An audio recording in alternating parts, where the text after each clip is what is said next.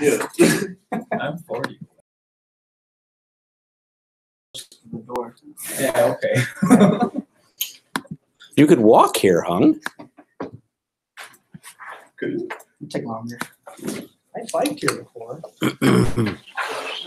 Wind blowing at my face both ways.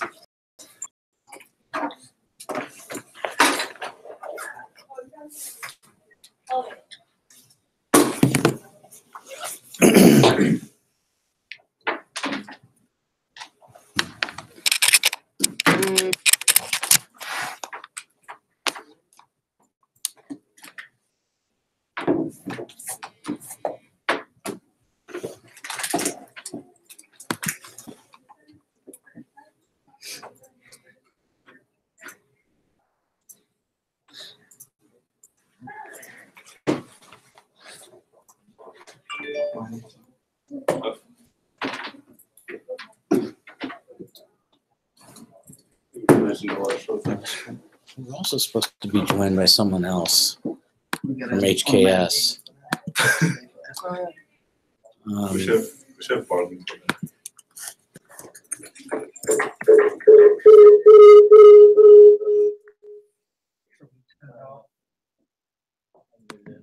Yeah, we should just turn that off.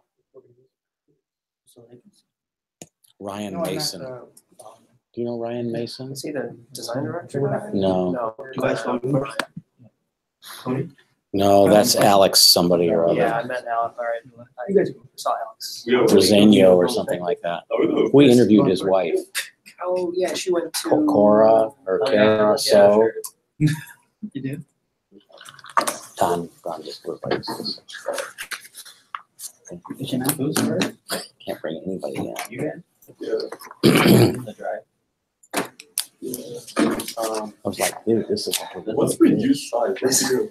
It's like a slam dunk here. Yeah. I mean, she That's the same one. started Oh, that's the innovation, one. she ran her own. Oh, Yeah, that one. it's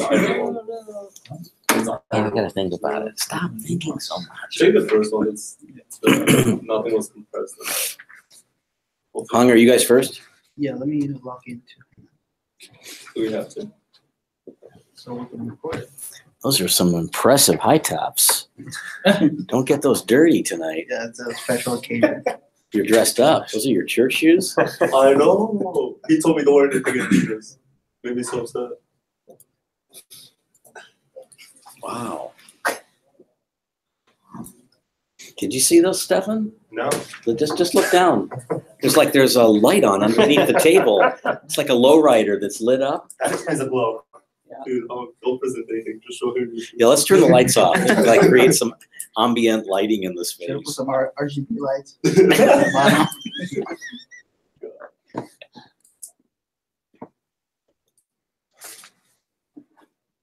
So, Fadja, are you taking critical practice this summer? Yeah. Hung, are you? No. You're not. Not yet. Not yet. Yeah. You have more classes? No, I'm graduate, so just. So you're not going to graduate school? No. Mm-hmm. If you ever want my opinion on that decision, just let me Yeah, know. you told me. In the Oh, did I already give that to you? Yeah. Okay, never mind. What is your opinion on that? Is that something we could discuss later? Yeah, if you don't know my opinion about it. I don't. I don't know right now. Oh, now I'm curious. What is that? Nora, are you here? Yes, I'm here.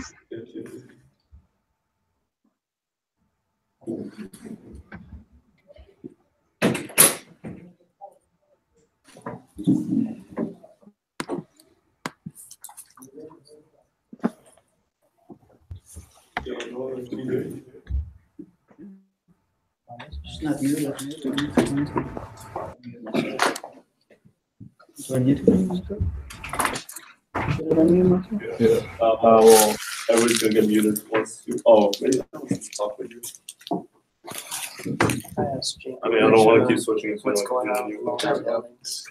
I didn't know I do it. He said they're being redesigned. Can we hear anything? Like, do you have the sound down? Oh yeah, you have the sound down. Bohaw's That's why. redesigning it. That's what he didn't say. That's He was what. meant to. risk He said that playing tennis. Bedrock's That's what Andrew told me. helping them strongly redesign that. In the background. Although I don't, where's the fish? it's involved still. You still haven't muted. Well, there's someone. Mute Mark and then we can talk to him.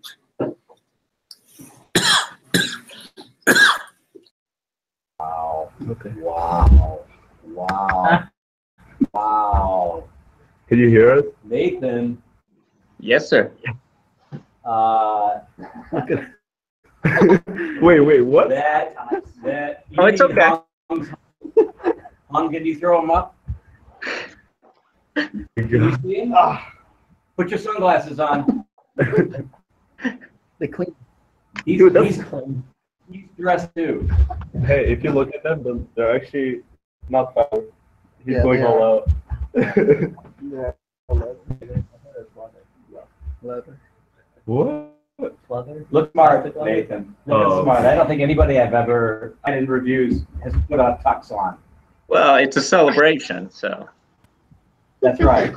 I'm hopeful that it goes all the way to the loafers below. I hope you're not sitting there in like boxer shorts. Most newsmen. Yeah, good. I have my cummerbund on too, just in case. Prom is right after this. Yeah, call after this or something. There's a wedding going on. I gotta take a picture of it. Wait, yeah, get up. He will follow you. Oh my God. Probably like step back and everything. That's going on. You need the James Bond pose in there. Yeah, that's what I'm saying. Put the computer away and then like have your entire body in it. Real quick. Why is Casey that? There it is. Don't spill your scotch. It's iced tea, I swear. Sure. Oh man. Shaken, not stirred. Always. Okay, we're gonna wait a few more minutes till. And so, Don't forget the line. dude, I know my cases. Nora, are you dressed up tonight? Yeah, a little. Good, and because Hung is wearing his church sneakers today. I tried. Oh, what happened? What do you mean what happened?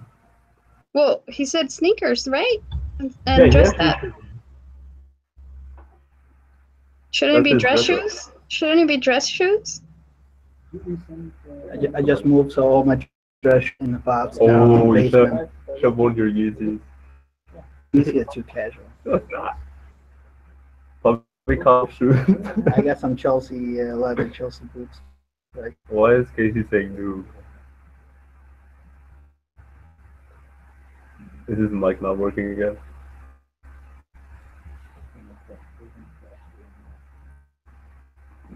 Oh, he's calling you out.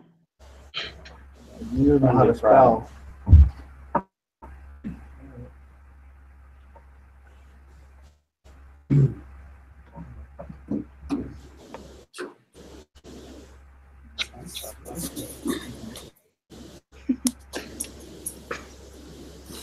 Is Mark on you?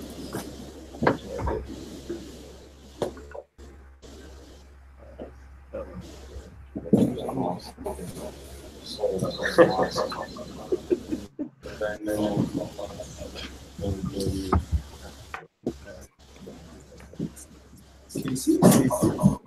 Not doing good. Someone's yelling at us.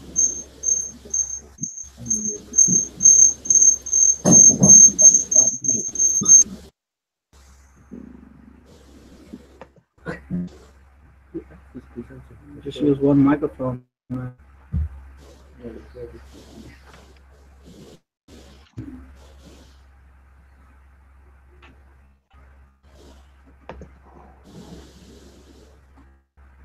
Oh wait, I'm using it. You're not.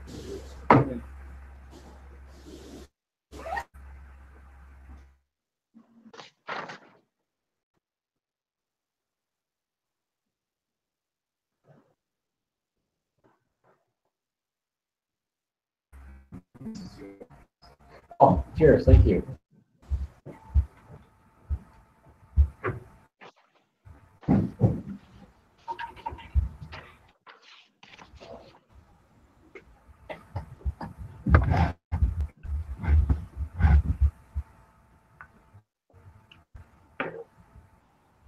Oh, yeah, I just want to get over it.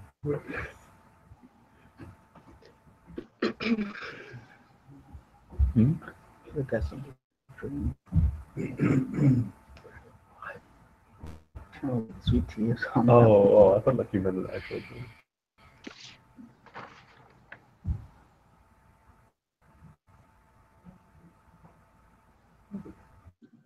The room where Nathaniel is, it looks like it's in this.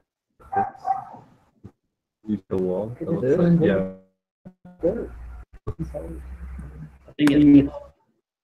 The backyard, but making to a little bit. Also on the street. Go home early. Presenting in 1 minute. Lost the internet. That's never gonna happen.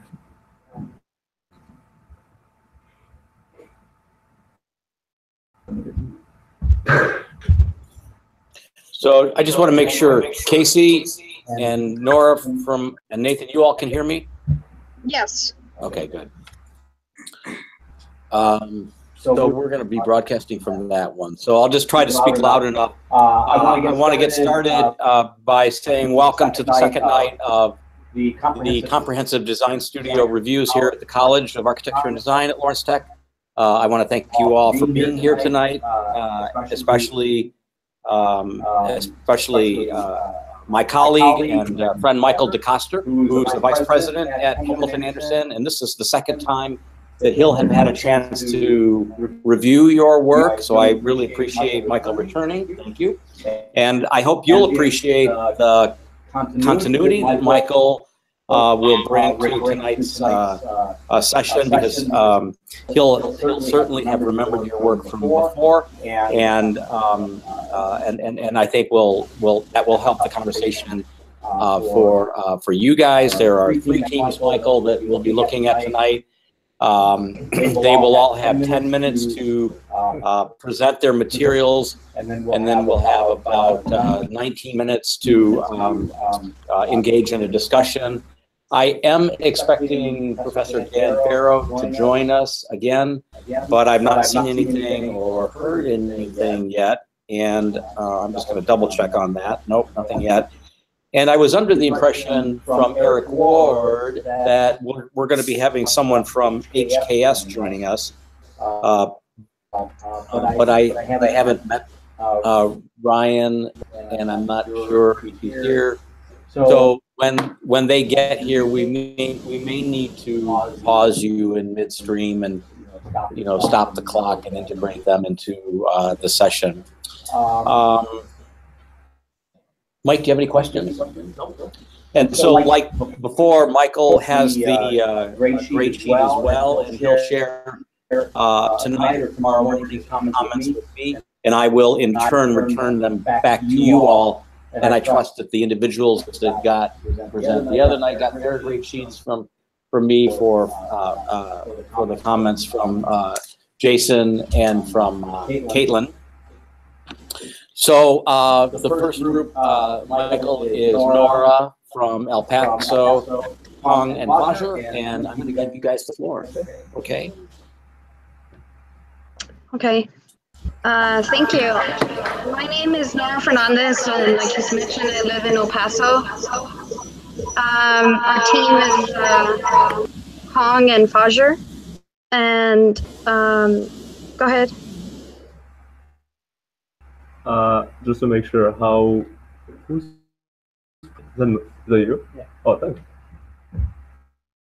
So here we gathered some information of our site analysis and traffic flow of the surrounding area of Brush Park and modern city, modern Detroit, and our site connecting to that location. it's showing the heavy and moderate and primary traffic views. Just looking at how we decide on our design or eastern facade. So we took cues on the flats that are part of modern city Detroit are across from John R. from our site, and how there's roofs kind of elevate as steps, and we're kind of taking that and flipping it in our amenity spaces where and we have the residential spaces living on top of those.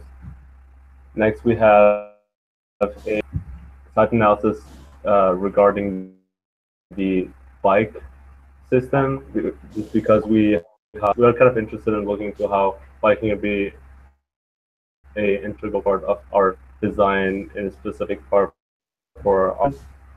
So that it shows the locations of bike stations around our site. Looking at how we are using the entertainment buildings around our site, so Field, Comerica Park, and the Little Caesars Arena as a way to inform on our amenity spaces and our terraces. So we have the middle terraces, the green takes upon from the Comerica Park, that field, that green space in the middle with spectating spaces from the corridors, for example, on the side, or the multi-purpose Ford, which is going to be like the amenity spaces that we have that are staggered on top of each other for different uses, or Little Caesars in contrast to our terrace on the Alfred corner. Here we incorporated a concept design that it was the beginning stages of how we were going to start creating the design of our building and kind of showing the orientation along with Alfred and John R. We've also wanted to include the initial programming that was provided to us at the initial of the class, and just showing the site plan that was provided and illustrating the location of where that new building would be oriented or placed. We also went into elaborating a little bit more as breaking down the programming and to the sections that we would be having, kind of illustrating the elevator section, the stairs, the community spaces, the retail, offices and maintenance, and then you can see off to the bottom right the actual floor plan in relationship to kind of the one in the very top left and relationship. This is kind of showing more of the residential area, and we're showing the one unit residential homes, and then the 2-unit and the community spaces connected to those areas. This is going a little bit more into the bioclimatic issues and the sun path and the orientation of what our building and the sun path and lighting that the building would have. On here, we did a graphic. It's called I have a hard time saying it. It's a chart, and it's more illustrated and showing the comfort zones, the sun shading of windows, and we were able to gather some of the information as to the sun path and the sun shadows, the evaporative cooling, and thermal massing. Here we gathered the surface to volume ratio and what our glazing would be compliant to the 40% of glazing for the facades on the north and the south and the east and west. We also wanted to illustrate a little bit more of how the service core of the entire building, going from circulation areas and the corridors of the building to the service areas and of the stairs and the elevators itself. here's where we get into our structural system and how it is a compliant. So we're looking at the infrastructure we have is type 1 and not we have a limited height for that kind of type, but since we are in 28 feet height, we're also only allowed 5 stories because of also level area of type 1 unlimited and number of parking spaces provided only allowed in this project, which is 50. Here we just look at the chart that shows us a beam is that in order to accommodate the spans that we have, which is a maximum. Our longest span is 30 feet. And that just shows the framework of the building from the base going upwards. Here it's showing how the beams and the columns interact, mainly to show how those beams, the delta beams that we're using, kind of interact with the concrete slabs. So they're embedded in the concrete slabs, allowing for more space, floor to ceilings space. And this is our filter system within the parking level, showing how we're going to be using jet vents in order to push air out into this exhaust airs. Oh, we're also going to use a barred gate in order, and also have a jet vent in this location along with the ramp, so that will also be used as a space for ventilation, passive ventilation with the jet vents pushing the air out. And that system is not continuous, it adapts and it senses how much CO2 is present in the parking space, and based on that, it will either run at a minimum, medium, or maximum. And based on the information provided by the manufacturers, it is able to push out enough to give in with how much space we have in that parking space. Through the basic structural layout. So this is the parking level. So we have regular wide phalange columns for the stairs, reinforced concrete. So those are steel columns with reinforced concrete. And sorry, that's the that's the parking level. So those are pillars. They are concrete pillars, columns. They don't have the steel around them. But that when we go higher up, that changes the steel columns with reinforced concrete embedded in them with rebar and everything. And we chose those because we can create a rigid connection along with the delta beams to them. These are going to be bolted and welded to those columns. And yeah, they're pretty much they look similar. It changes depending on how the U gets created as it goes higher. Just two slabs are two-way slabs. This just shows how the the delta beams are embedded in a concrete slab, and these holes right here are so that there's rebar running all along for structural integrity. So this is showing how we'll be attaching the column, the steel columns to the concrete. And here is also just showing how the beams are going to be connected to the columns. This is the case, the structural layout of it, and how you at one point where this space right here, since our ground and our residential levels, we needed to make our stairs longer space problem, and that was solved by making that slab right here, allowing for that 6'8" minimum headspace. And the green running all along is the protection partition, the fireproof.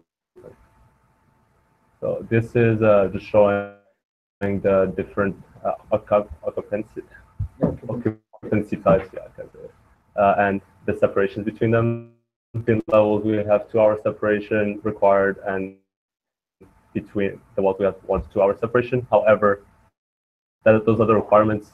Yeah, because of our system, our structural system, the thick 14-inch concrete slab for the floor, it is actually 3 hour separation.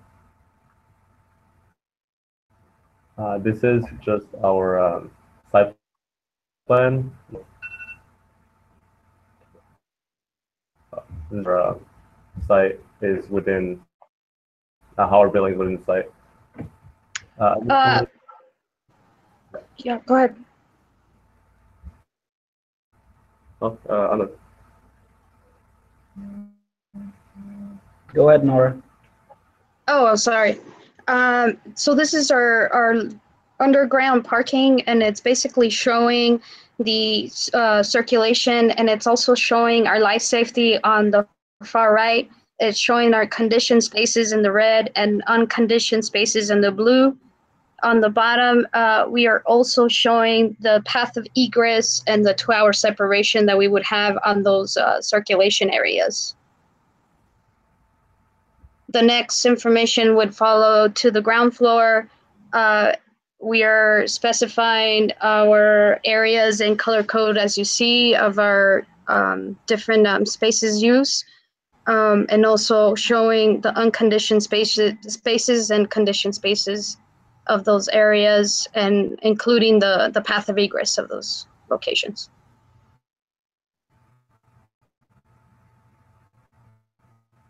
From here, you'll be able to see the residential area illustrated the same condition. And we have, from the staircase, we are having a 48-foot path of egress. That's our longest. That's our longest. And from here, it's just going to be a follow-up illustration. You can just go through those, since it's the same information all the way to the 5th floor.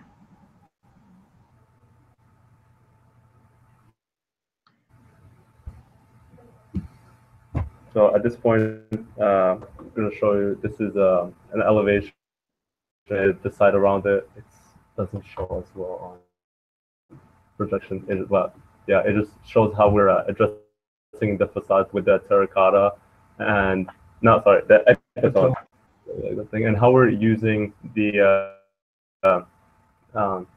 ecotone with openings for the balconies, as well the walls that embody the HVAC to serve as louvers, allow for air circulation between that wall and the interior. Yeah, so just closer up showing the details, and here we can see those balcony panels in more detail and how those open. You got to carry out. Yeah. You got to carry out for the balcony. Yeah, exactly. So that's the more. On here, we're showing an illustration of the building wall section and also the critical barriers that the building will have to endure. And I guess for it's illustrating the air barrier and the moisture barrier. Well, once we start putting all those materials together.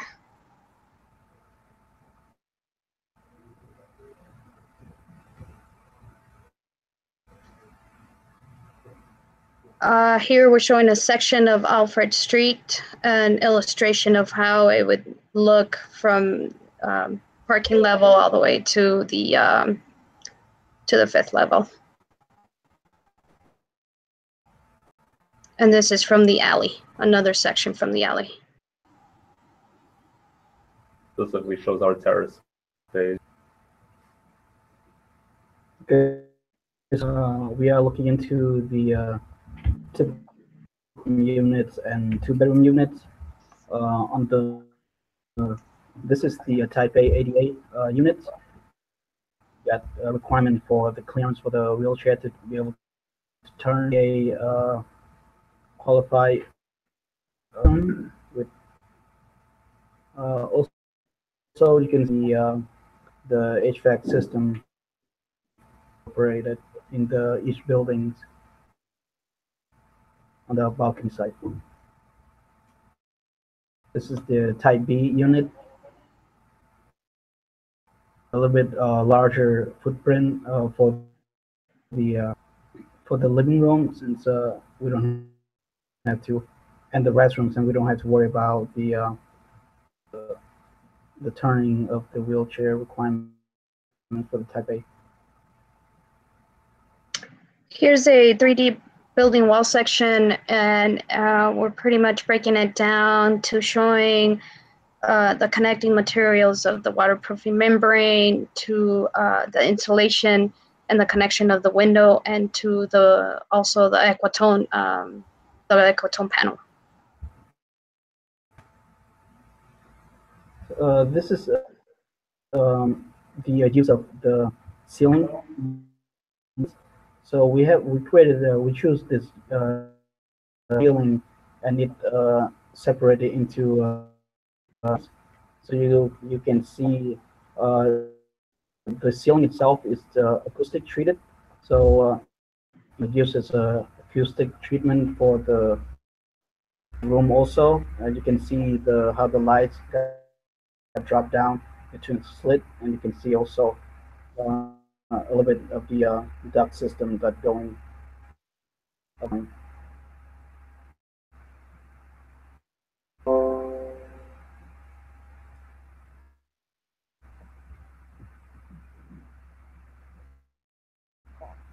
Nora? Oh, yeah, sorry. So this is, we gathered some information of our materials, and we're showing the selected Equatone panel that we decided to go for our building, in connection with some of the research that we did on other buildings, and then connecting the research that we did that's currently in Michigan.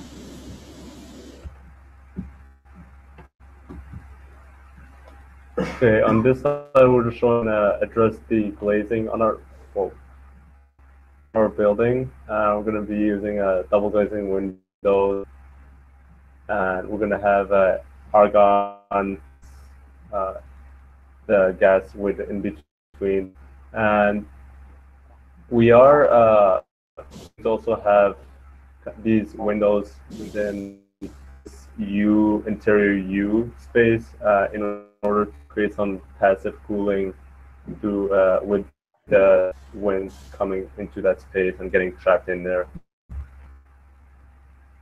At this point, we're looking at our insulation, what kind of insulation we want to use. The metal stud walls, want to use rock wool insulation, and as the continuous insulation, want to use phenolic boards. And based on how much we're using, enough to our values that we are within, which is zone 5. This we are addressing thermal bridging because of our balconies, and this is a system called the orb, and it is in the concrete slab point where the balcony starts, and because of that rebar embedded in it, it is seamless in terms of the slab and allowing for that delivered. We're looking into what kind of basic landscaping, and we love these two plants, these two flowers, just because of how one is more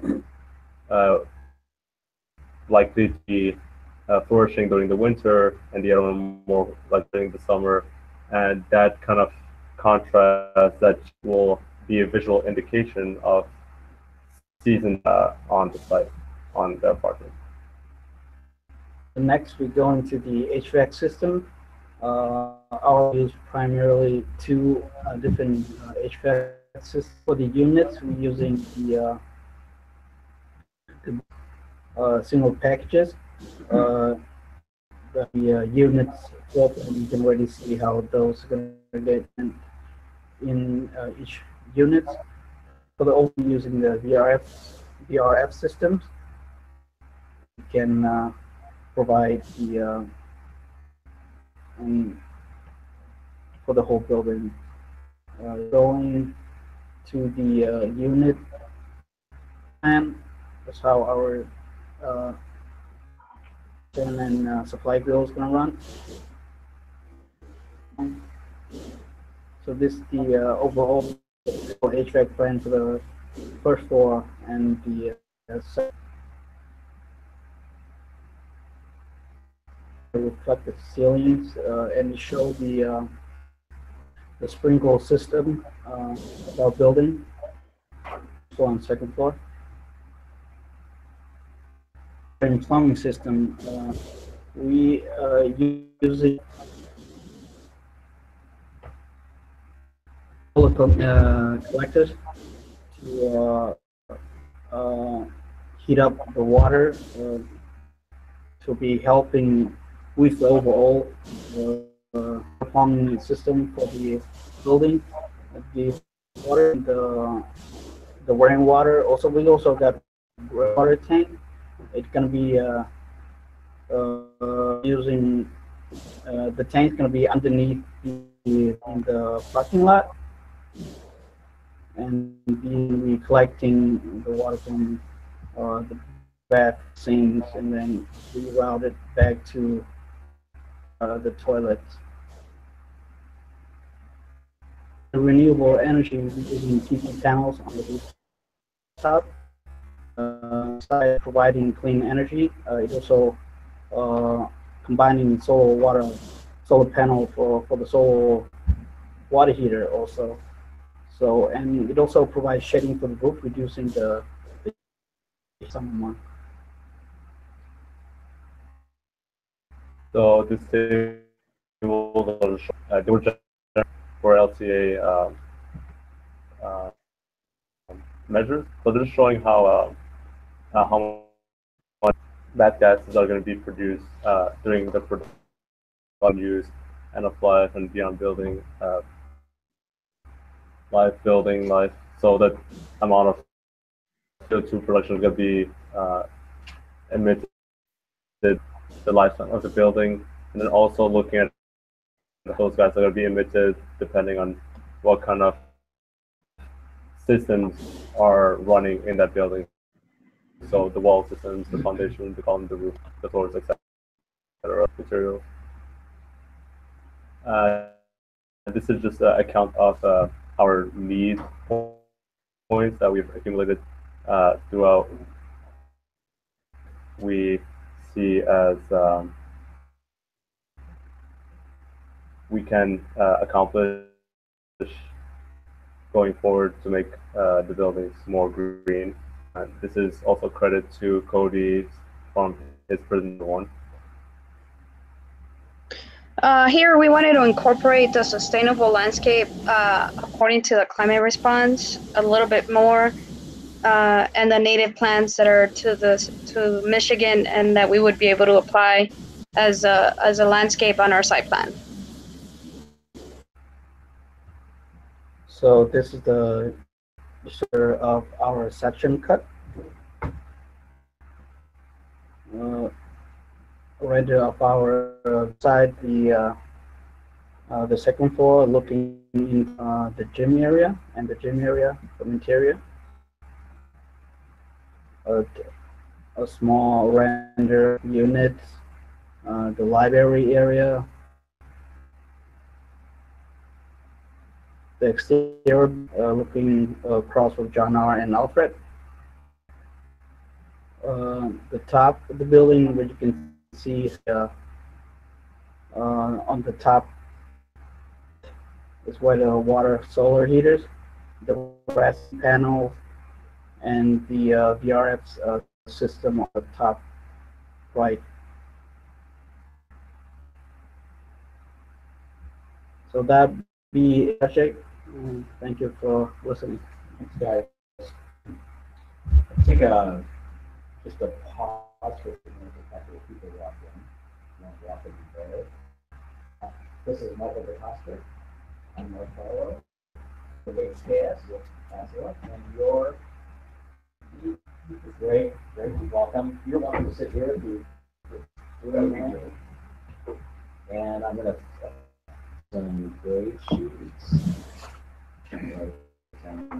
So Michael, I'm gonna give you the floor. Okay. Well, it's very obvious that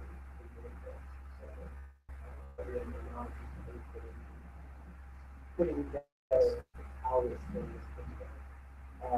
As a plan seems very regular and deliberate. I'm curious to hear a little more about the why. You talked a lot about to make this tighter of a company, but why is it? Why do you have to do something with? What was the rationale behind the building? So I saw some of the earlier diagrams. You don't see the ultimate design that I'm curious a little bit. So there was, yeah, I guess there was this early diagram about that addresses the facade that we really wanted to work on. Yeah, so this facade right here, this is on, and if you see this facade is different from all the different where we talked about how we want the image to be inverted income building across from it, and how the amenity space will be underneath the residential space, income being in the open. And why the U, that just came as well a response to this space or amenity space, so we'll have less for the units, so we kind of had to move instead of just an L, and thought of having a single loaded corridor, mainly because of facilitating with different systems that we have going on, so the HVAC, sprinklers, supply, and everything. Okay, well, that's very helpful.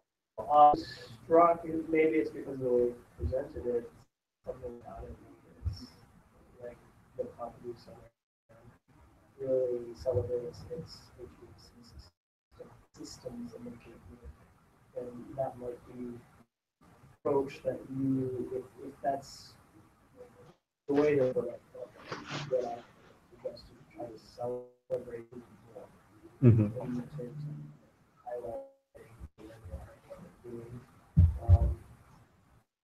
They seem a little, there seems to be, there needs to be some kind of hierarchy to, I see that where you're cutting it away to reflect the things that are, maybe it's just the way it's rendering, but it's just gray on gray.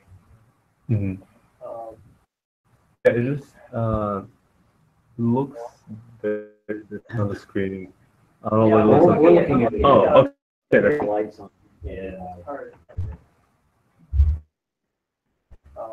Street elevations. Yeah. Can you scroll? So yeah, on R. This is the back alley. But they're not. Just want to be clear. No. No. Got this one we try to have more contextual. Yeah, I understand. Yeah. But like 2, 3. These are all the same scale of elevations. Is that correct? I believe so. Yes. Yes. Yes. Yes. Yes. Okay. Prior to building system, I think since such a crucial part of this project. Seeing these solar panels basically on sticks, like plopped on the roof, it's really like huge missed opportunity. Like why not just how they're attached to the building and incorporate them into the studio abstraction, like what you're doing in the rest of the room. Because if you look at it in the other the elevation, the smaller scale one, you can see the pattern just doesn't jive. So Oh yeah, the stuff on yeah, right. Oh, the patterns. Right. And it might be okay to do that if the rest of the building was about doing just like adding these things as they come. Everything else is very intentional about the building. So the PV panel was actually so it's facing towards where the majority of the sun is based on the study. Yeah, but he's saying in terms of how they look from a side view, they're not aligned. Yeah. Well,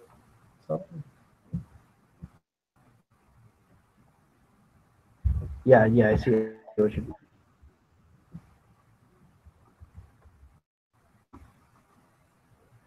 Because I mean the optimization that you get from fixed non-flat is still only so much. So like, why not just put them flat? Like it's a trade-off. Right. Okay. that makes sense. Yeah, that. you go to L.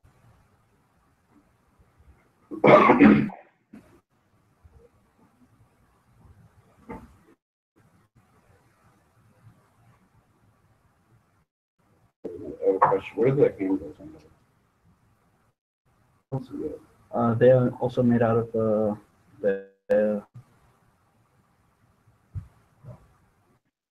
Companies, right? yeah. Yeah, they're cut out, yeah, the small slits. Did you ever do a study on the elevations just as in and of themselves versus like solid versus boring? And look how that may range across the facade. Okay, can you say it again? Do a study of it, look like this example, and do like a figure ground study of solid versus boring in terms of how that balances, but doesn't balance the facade. A couple of them times before we got to the final product, but it was a little bit too much information for the we cut it back. Unlike the diagram, so much as it might be where you actually have those where you actually have solid. Oh, okay. The elevation feels more like we have units and here's where the windows are. That's the way the units lay out. Whereas the other approach is to take a look at the elevation compositionally, figure out this thing to look. So in a way, have the panels frame those. It's just balancing your solid and void across. Mhm. So there's some deliberateness there for that. Mm-hmm. We tried to do mainly with the two different kinds of panels. So panels versus the panels with the slits, which but I see how further and looking more into that could have gone to in the facade. Initially, we had the guardrail as the a glass rail, and then Professor Farrell gave us input of having using the egletone as a way to have it one uniform relation between the cladding and also the rails, so not wasting that relationship because it's really versatile. We can be using it in functions than just the. Can you go to the wall section? Which one? So This is is this wall section typical at all?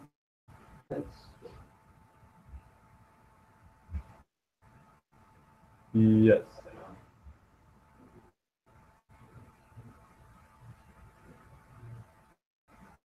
It's just, it sort of occurs to me, maybe you have new guests and I want to give them a chance to, and you guys went about 10 minutes long. So I'm giving you some relief on that. I feel like the points tonight are really important. You know, they're reading the elevations at an even volume.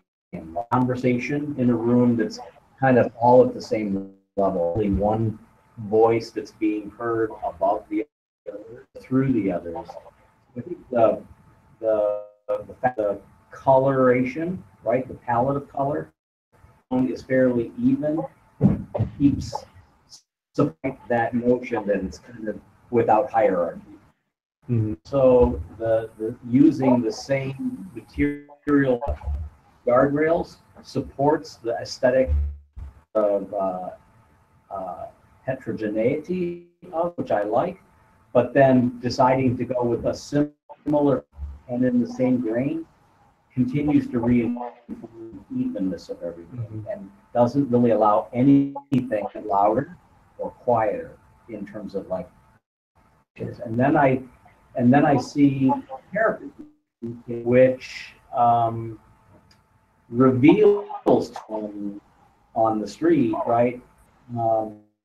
Exactly is happening up in which is unusual. In ordinances, you're going to see the need for rooftop units. The ordinance stipulates that you can mitigate that right by screening just or you can do that by the parapet up, right? Allowing the expression of the feel taller and bolder because the parapet itself is doing the rooftop screening, as opposed to units or as opposed to seeing the photovoltaic field that's up there. So there's kind of volume really that I'm hearing in the architecture at all. It's really all of the stuff on the roof, which is why we're referencing the piano piece in Paris, Pompidou Center, or maybe picking the Ecotone as that coupled with the fact that the building is just kind of floating above the street. It doesn't really seem. I know it does. I know their structure. I see the elevations, but it does so again kind of quietly. So in spite of the fact that there's a lot of pattern and there's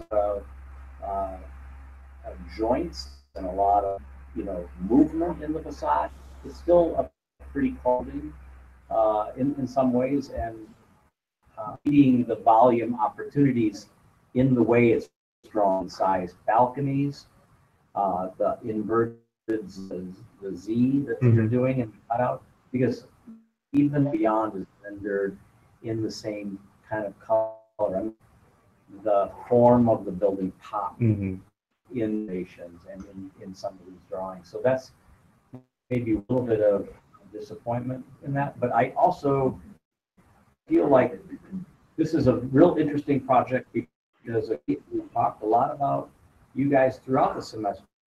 There's a lot more horsepower working on the project than the other teams. And this, like Michael was saying, this is a really, really comprehensive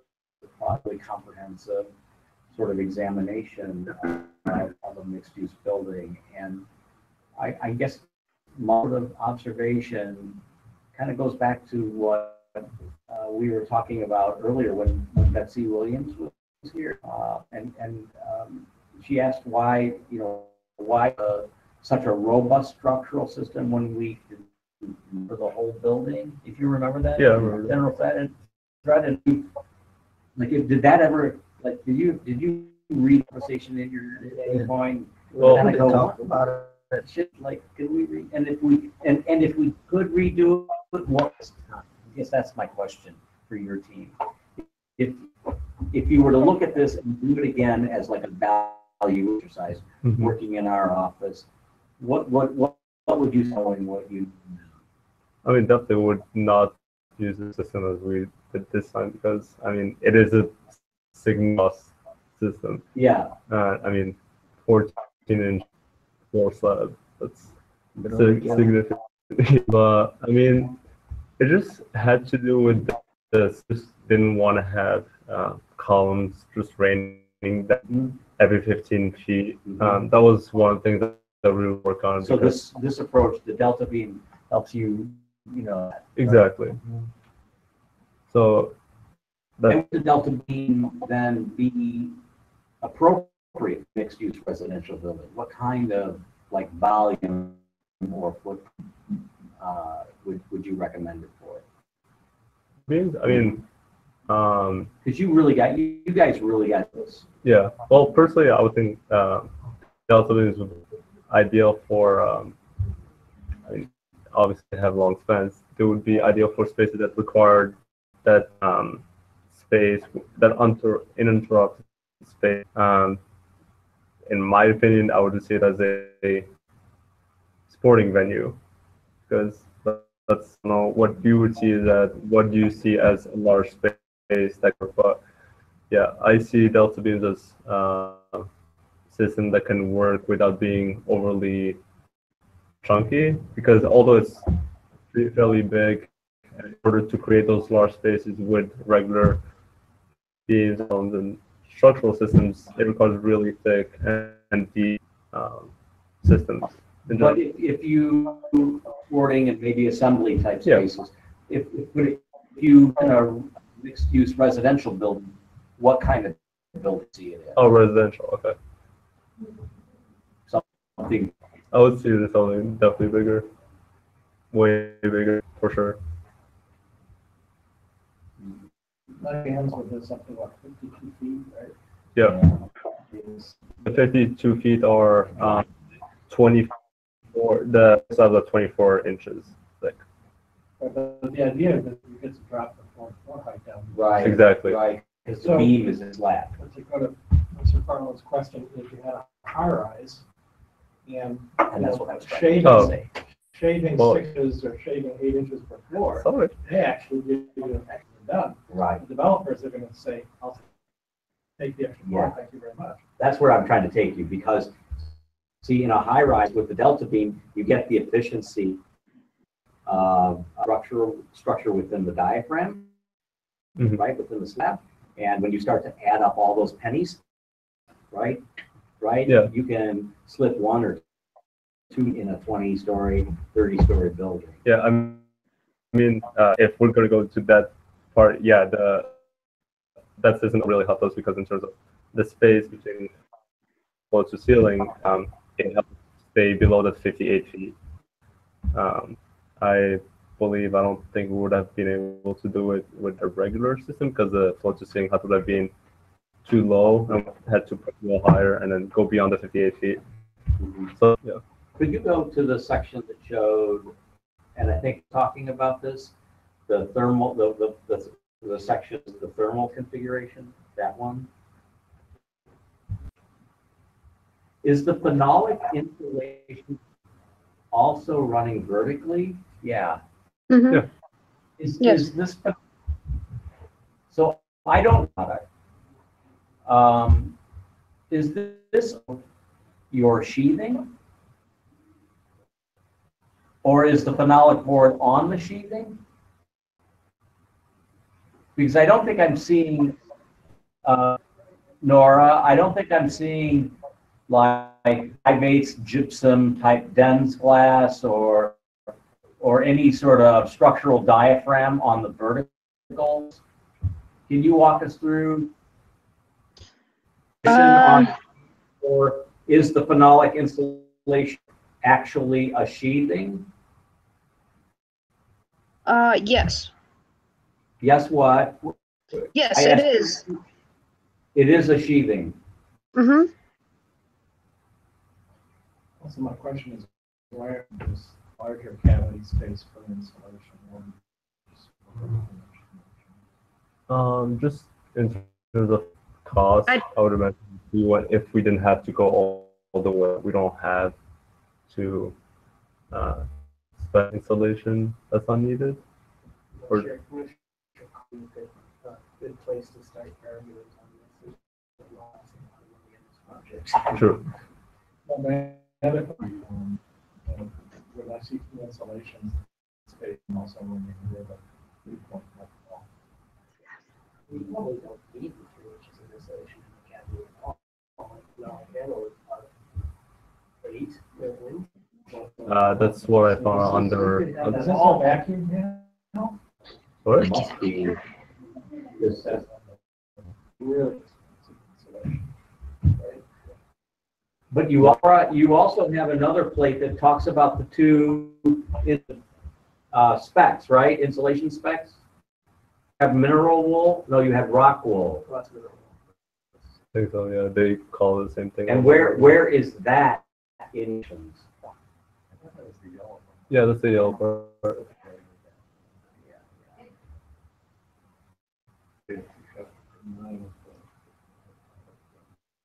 Okay. So, well, we need to move on unless there's other sort of comments from Michael.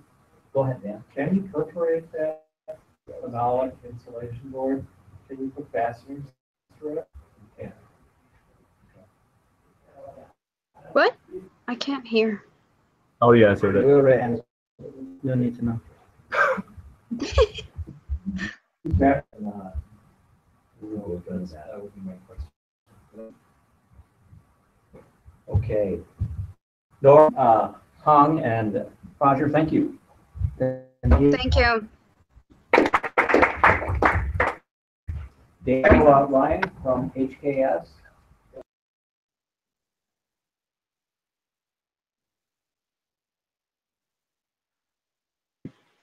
Hello, everyone's muted. Yeah, I can't hear anything. It was a funny joke. That's all I know.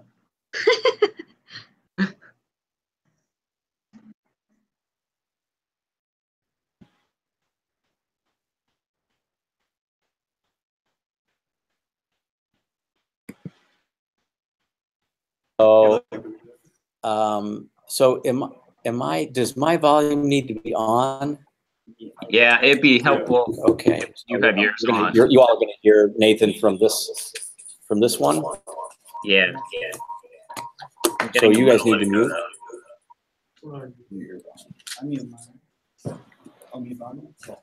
Great.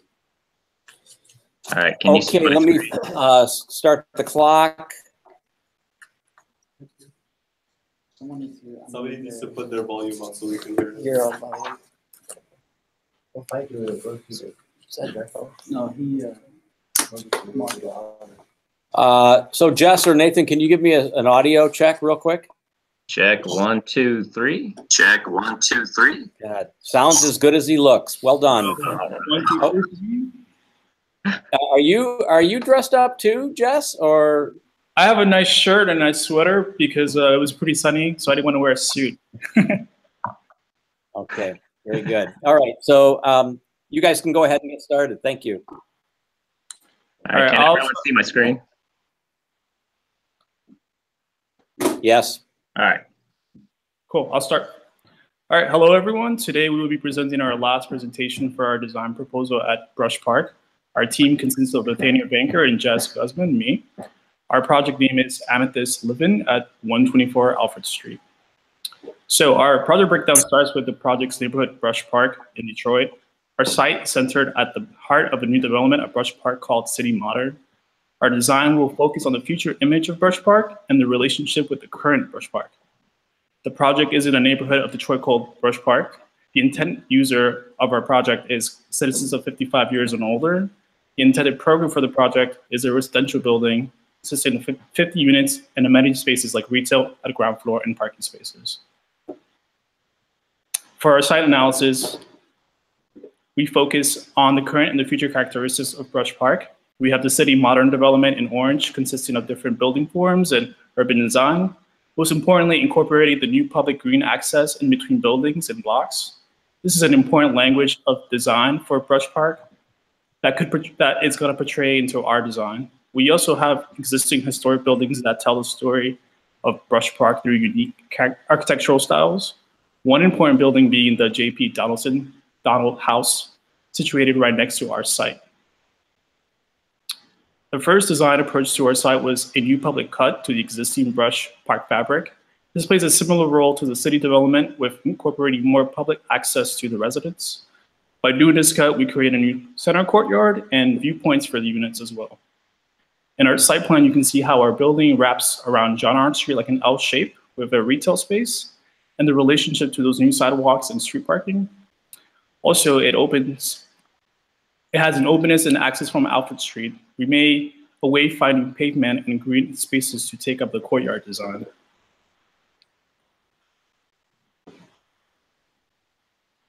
Nathan, you can go. Yeah. So what we tried to do was utilize some of the sight lines that dictated the key locations, including the Donaldson Building, the John R. Apartments. We wanted to also identify key parameters that we wanted to focus on with our retail, our apartment amenities, and then in the back alley, our parking entrance and building maintenance. The setback lines helped us recognize the building context, while the evolved concept starts to show that layout with the cut through the middle, our public spaces, and our village courtyard, which gave us a retail frontage on John R. and Alfred Street, parking access in the back through the alley in between the apartments and our building, and also introducing that village courtyard that connects John R. to Alfred Street and encouraging that sense of community. Oh, it seems like I kind of went over some slides, but this is going back to the new cut. You can skip to actually slide 14, Nathan, I'm sorry.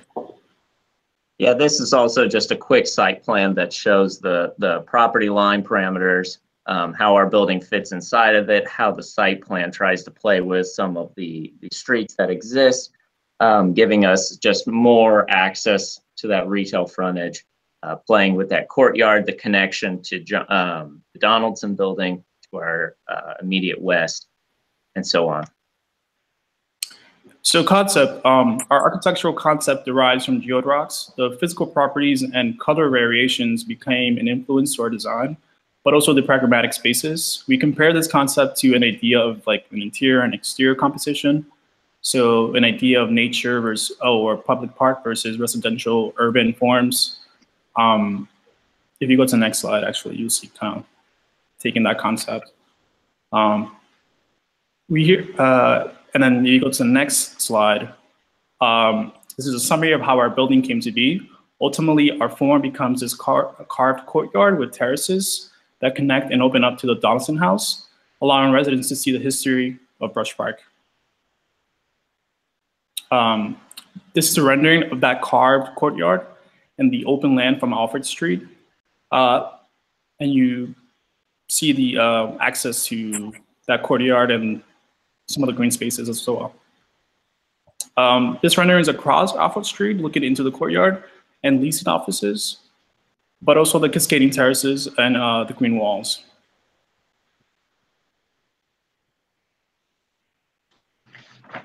So this shows us the parking garage. We have 42 spots on the lower level. We include 2 ADA spots. On the left, you'll see the occupancy diagram, as well as our means of egress for each floor as we progress up. First floor starts to represent how that leasing office, lounge, lobby space for the patrons of the building. The retail on the far right with our dog wash station, bike storage right off of John R., which gives us the ability to connect both within the village courtyard and off of John R., as well as giving immediate access into the building. So once you're into the park or into the storage, you're able to get into the building in a secured space. This also shows 8 extra parking spaces the trash recycle right off of the alley for easy pickup, and then a maintenance hub right off of that courtyard. This also starts to show some of the design that we've been playing with in the courtyard, including elevated mounds, which will conceal the ventilation for the parking garage below and provide additional seating and green space for public viewing. The second floor starts to represent the terrace that you start to see on each floor. It tapers back, bringing light deeper into the courtyard.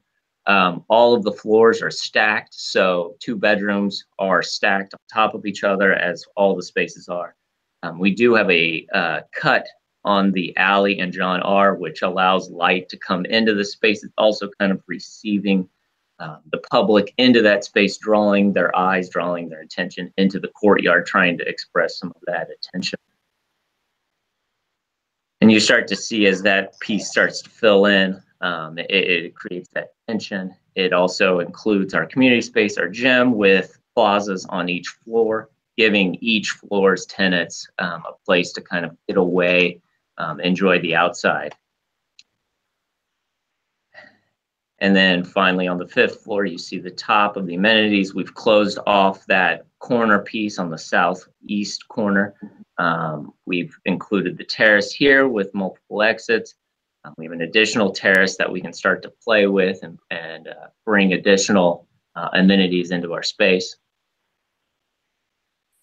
And then this is just an additional village courtyard perspective directly off of Alfred Street, looking into that pocket. You start to see some of those mounds for people to rest on. We've got these undulations, which are additional seating, just places for people to get back and relax. Structure analysis. Our building structure consists of 2 types of construction, a type A system and a type 1A system. This type of structure can allow for a building height of 85 feet or 5 stories, which works for our project. The concrete podium type 1 construction using non-combustible materials is the parking level on the ground floor all the way to the slab of the 2nd floor. We're using precast concrete with a 2-way concrete system for rectangular base. You can see the system on our accent diagrams. Our slab thickness is 10 inches. Our grid has a span ranging from 20 feet to the max being 40 feet.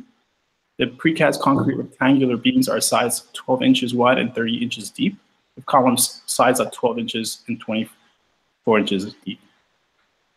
Typically, you can size up to 36 inches if you have a span of up to 45, so we fit in that range pretty well. Our residential typical floors consist of a type 3A construction. This is all wood joists and timber columns. The primary elements are timber beams sized at 2 inches wide and 14 inches deep, held by 6-inch timber columns. And our secondary elements have our open web joists spaced at 2 feet, connecting to our primary elements. We're using demising shear walls on each residential floor, as well to withstand some of the cantilever elements and the facade perimeter walls. The orange hatch, if you go back, are the elevator and stair shafts with the 10-inch load-bearing wall. If you go to the next slide to the roof framing plan, this has a similar framing plan, although column line E to H are the span from column line E to G being the max at 29-foot span, and then the 20 from G to H. We also have those 6-inch timber columns along column line G with the shear walls online with them to withstand the load of the 29-foot span. Slide 31, this is a rendering from John R. Street into the courtyard with our cantilever elements and the glass corridor on the 2nd floor, as well as the entry to the parking garage and backup house spaces on your right, on your left. So the facade was developed from physical properties of the geode and the intent of wood cladding panels. We made 2 iterations of movement and form to see the spatial results. There is 1 bay system and a 2 bay system. The 2 bay system was chosen to keep a balance of form on the interior and the exterior as well. You'll see that on the next slide. And then ultimately, the units all get unique windows on this side for the living room with balcony spaces and the bedrooms with large windows and unique private views of the outside, as you can see on that on the floor plan. The next slide is the courtyard, which has a different but similar approach, using a different material and wider balconies. This facade was also inspired by the geode and the layering of the core. It has a smoother facade form. And again, this is a two-bay system. The next slide, you'll see that most of our studios are placed on this courtyard facade, giving them a unique layout with wider balconies and views of the outside. The type of studio also includes a Murphy bed that transforms to give more customization of the space. We've also included the plan, which utilizes applying cabinets in the kitchen and bathroom, articulated upper cabinets to maximize storage, as well as barrier-free shower basins for easier access into the restroom. The floor plan also maintains door swing clearances in both directions, as well as maintaining a 5-foot radius for the approaches. So this is the John R. Street elevation. We have the building height of 68 feet to the parapet, and then our 5th floor reaching up to the 58 feet. So we have a masonry and glass ground level with a height of 14 feet, and then the remaining residential floors with a wood cladding material, the hardy plank. We selected a gray finish to fit the surrounding context of Brush Park and large windows. Yep. This is a typical section along that John R. elevation, closer to the alley. You start to see the structure in front, and then how we've stacked the wood timbers above. We've also included a kicker system to support that parapet that will screen the solar panels that we'll get to in a bit. So this is the a different view of that John R. Street and the zigzag of the facade. Here's our typical elevation, typical section, and then our typical wall conditions with our hardy plank material on the exterior. You see we've got a vertical hardy plank system. We do utilize a R21 8-inch stud bat insulation, as well as a 6.6 continuous rigid insulation on the exterior.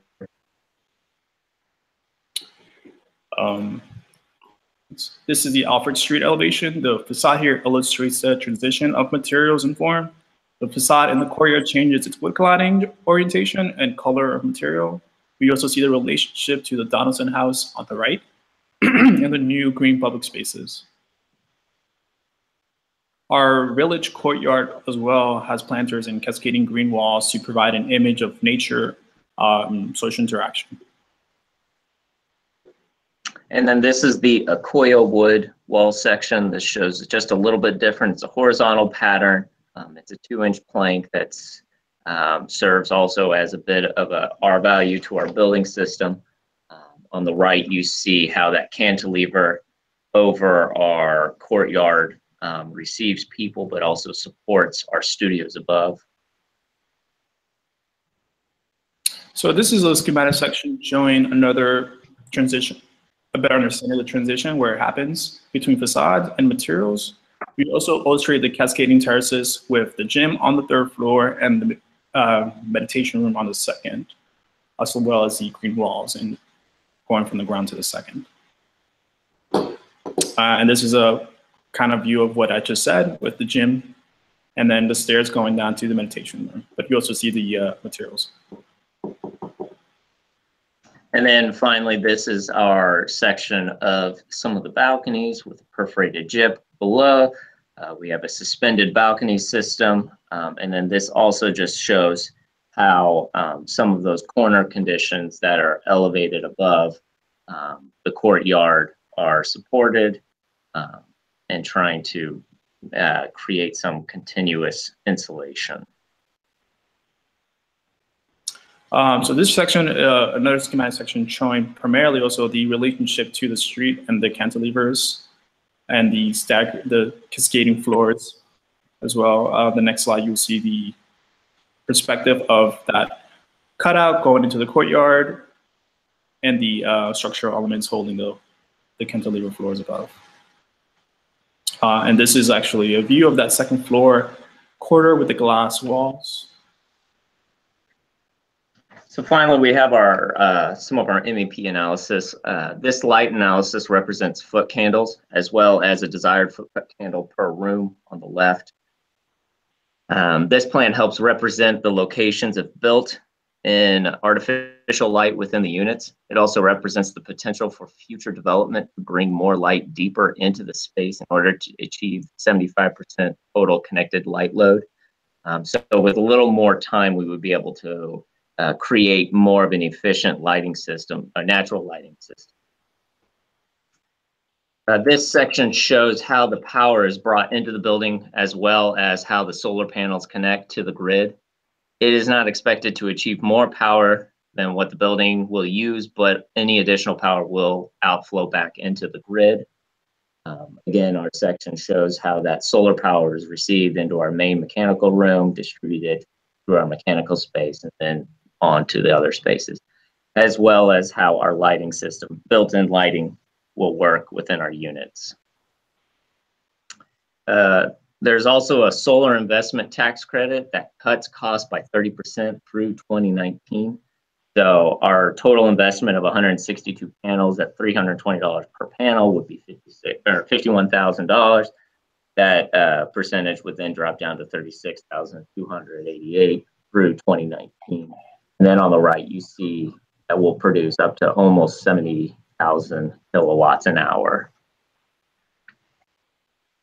We use an air to water transfer to draw fresh air from the outside. The high efficient VRV box heats fluid that circulates through low temperature radiators, floor heating systems, or fan coil units, and also provides domestic hot water. This system is ideal for our target age range of 55 plus, since radiant flooring has proven to promote a mean radiant temperature from the floor up. A similar system on the roof utilizes mechanical chases from the retail for the retail and first floor common spaces. Here's a roof diagram showing where those units would be located. There's a mechanical chase right off of that elevator core, which is dropped down into specific supply spaces for the two retails, and then the mechanical room for the lobby is on the second floor. The common spaces on the second through fifth floor will also utilize this system by taking advantage of the terraces per floor. Additional hot water return will be needed on the third floor laundry unit. We've also calculated that the parking garage will utilize a 4-axial jet fan operating system at 25 fan thrust to distribute air throughout the 20,000 square feet parking. Open ventilation is concealed under the raised mounds of the perimeter of the village courtyard. Here you see the plumbing is represented on this axon, showing how water is brought in and distributed through the building.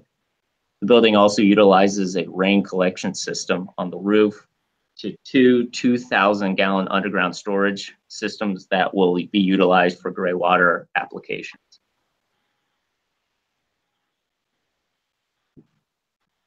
A 2-inch line runs every floor and distributes to each room mechanical spaces with a 1-inch cold line into each unit.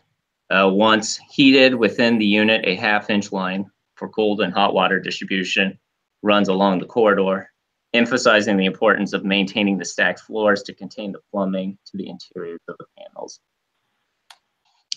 Finally, the harvested water calculation to determine the size of the gray water storage shows you how two 2,000-gallon tanks should store ample amount of water for the residents' toilets and hose bibs. Lastly, we show the psychrometric chart that helped determine the design strategies we enforced, including minimizing conductive loss and gain and utilizing double pane high performance performance glazing low E glass. Our building orientation, our building orientation helped understand how the sun could affect our building, as well as the sun study to help emphasize the implementation of the terraces, drawing more southern light into our courtyard. And then this is just representing that sun study from June 21st through December 21st. And then lastly, our ASHRAE requirements for Detroit show that we need an R19 within the cavity and a 6 for continuous at the walls and an R32 for the roof. You see our continuous ridge is at 6.6 and our cavity is already at 21. Even when our exterior materials add our total compliant number, providing a passing rating. A breakdown of the building 2 wall systems for the U value helped us create, in addition to our roof assembly and window systems, helped us calculate our COM check, as well as our square footage for our walls, roofs, slabs, etc., to create a COM check report and showing our envelope at a passing rating above 30 or 3%. And that concludes our presentation. Thanks, Jess. Thanks, Nathan. Leave the floor for you guys. Oh, well, this is Mike. I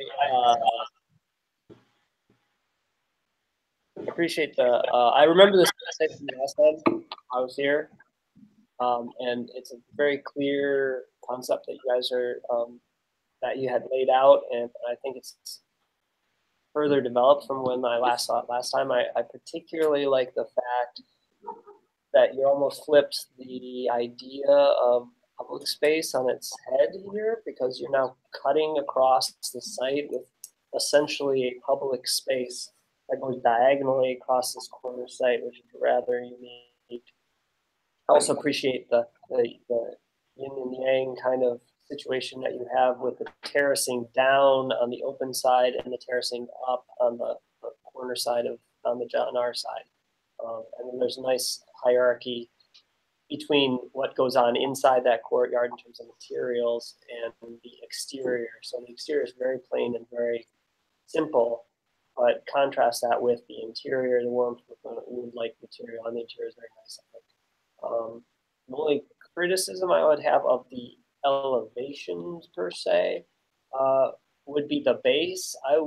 It looks like it's a very modern aesthetic to the building, so there's not really a base middle top, but there is kind of a base here because there's a heavy material on the base. I would almost suggest that the base would be almost all glass, so that you have this object sitting on, floating over the area. Can you go to the elevations? And since your first level is a poured concrete slab, I think you could have carved or more deliberately formed the courtyard pieces rather than have a series of kind of 90-degree angles throughout the whole thing. With your column and precast or concrete structure that leaves you open to let that wall kind of be what the wall wants to be. So I think that's just a missed opportunity, but I think if you had some more time, you could probably develop that rather nicely. So this is Ryan.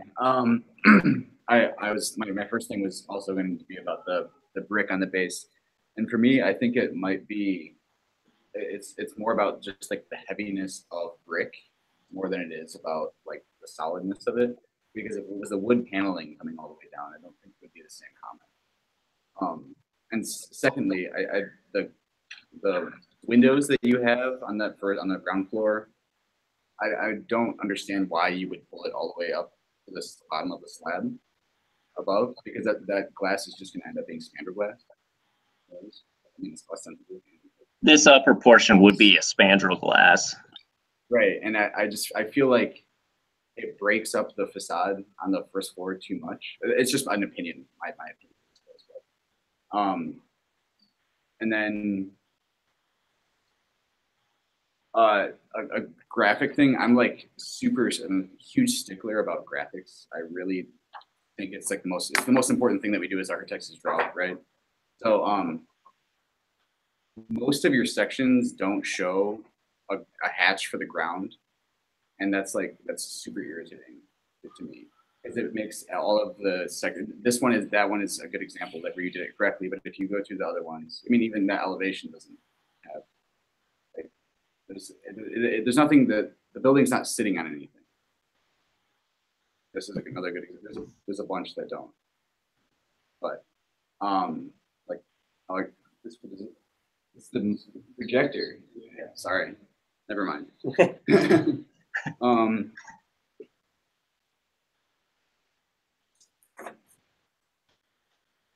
Can I ask, what are the floor-to-floor heights? What was your first floor-to-floor height, and what are the typical residentials after that? So basement or parking level to ground floor is 12 feet. Retail space is 14 feet, and then our typical is 11 feet for residents. And what do you get for a ceiling height in your res? Just under 9 feet. I think it's like 8'11" 3/4. And these have a hard ceiling in them, right? These are not exposed joists, correct? Correct. Can you explain to me how the balconies are supported again, please? Right. Maybe zoom in on the balconies. Can I zoom in on the balcony detail and maybe explain to me how that balcony is supported? I heard you say something, but I didn't quite understand what it. Yeah, so we've got steel brackets that will connect to the interior structure along here, so it cantilevers out. I'm sorry? I didn't hear that, I'm sorry. So what is that exterior girder that connects to? That's not a truss, right? That's a... No, that's just timber that connects. So all of our balconies attach to an angled wall. So we're able to fasten to that angle wall extending to the next neighboring unit. So we've just got timbers with a steel connected to a steel bracket and then an end piece. Is that steel bracket a cold form steel bracket? Yes. Well, just have to make sure that that girder that's behind it, has to be sufficiently strong as well, right? That would be my concern. I see it there. Okay. Thank you. So overall, I want to compliment you on the presentation and the development of the project over time. I think, in my perspectives, well-considered ideas about the architectural concepts, and also well-considered and well-developed in terms of the lab requirements. I think it's really met all the high marks throughout. It would be. I have just one quick question. Did you see Dustin's energy modeling exercise with us with Insight? Yeah, they were there. Yeah, we were there. I ran it, but I didn't get the benefits of some of the graphics. So I didn't. Okay. So my only argument would be, and I know that some of you, I think you were looking also at the LCA analysis, right? Mm-hmm. Just was. So if you have time, unless Professor Farlow makes other recommendations, I think it would be excellent to close off with the LCA data and the energy modeling data. Yeah. Other than that, I think overall it's very well done, very impressive. Thank you. Great, thank you. Thank you. Yeah, I don't have much to say. I mean, I think you guys have a sense of my appreciation of the project as a kind of a new development, a new family member to this historic Brush Park neighborhood. It's actually quite intriguing that you saw the opportunity to create the cut, and that was based on an original idea of the geode, which I think is a very intriguing point of departure for you guys. When the cut is developed on the cut of the master plan of the rest of it. Exactly. So I love the way that's all coming together for you guys. But here's the thing, like, y'all live in 2 different states and you don't even know this one, right? You don't even know Michigan. Yeah. And so for me, that's a really important. That's a really important thing to recognize here. That all of the stuff that you've done is sensitive to this place. It's tried to be you've tried to create a building that resonates with this community and resonate with the users and the program that you've created. And it all comes about, all that you've accomplished is done really in view of the fact that you can't know the place, you can't be here until you take the critical practice stuff. And Nathan, when you were here last year to do critical practice, I'm sure you never dragged yourself over to Brush Park, for instance. You were probably fixing to get home, right? Yeah, I didn't make it that way. Yeah, so I for me, this is really an interesting example of how in an online environment like the one you guys are in versus the one that like Casey and Caitlin, who live off of campus maybe, but come in for special events, especially, Hong and Fajer, right? So I think it's just really interesting that you don't really know the place, but you've tried to design for this place. And I think that's really hard to do. And I think you guys have done a fair job at that. Great, thank you. Yeah, that's So thank you. Yeah, thank you. Nathan from, didn't he go to Ball State? Yeah, Nathan's the Ball State grad. Oh, I'd expect nothing less. Right, yeah, so Michael had to tee that up. We're gonna move on. Thanks, guys. And we're gonna go, a nice tie job, right? Nice job on the. Well, thank you. I'll unclip it later. That's so funny. Oh, it's not a real tie? Oh, no. Who wears a tux these days?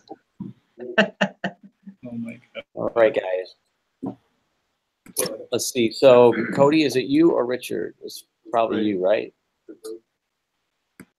Who's going to show the screen? Oh, there's a break now? Yeah, we're going to take a break till, we're going to take a 10-minute break. And up the third floor by the elevator, there might be some food left or drinks like that. Great. What? What do we have left? Richard and Cody, one more team. Tonight's just three teams, 4 and then 3. Thanks for coming. So what do you think of this tonight? What's that? I said, I asked him what he thought of what he was saying Yeah. Yeah, you were here, I think, at Benchmark-2. February, yeah. Oh, it was No, February? It was 1. I think it was So it was the very first It's a iteration. long path. to get Yeah. to Seems here. like a long time ago. I don't think I saw the group of 3 for the first time around. I don't know. Okay. I was here, but we didn't. Right. Okay. Use the loo real quick. Have you done an online review? No, I have not. It's an interesting gig. It is an interesting gig. So Nora is from El Paso, Texas, Mhm. right? Fajer lives in Ann Arbor. Nathan is in Indianapolis. Jess just graduated from NJIT, so he's in New Jersey. And I've had students that, have come up from Hong Kong and Anchorage and DC and Toronto. It's been a great way to build your Rolodex, right? Toronto? I don't think do the other night in the game. Lost, unfortunately. No. It was a rough game. Wait, what? Yeah. So Mark, now does your Rolodex say international faculty? Yeah, it should. Oh, It should. Just checking. But no passport required. That's right. Aren't they ahead 2-2 though? Sorry. Toronto. Which team? What do you mean? Are you talking about the Raptors? Or are you Yeah, talking yeah, about, Raptors. I don't care about the Raptors. Oh, who are you Leafs. talking about? Leafs. Oh. What did they lose to? Boston. Game 7. First round of playoffs. Oh no. That's 2003 all over again. Why don't you like the Raptors? That loss was tragic.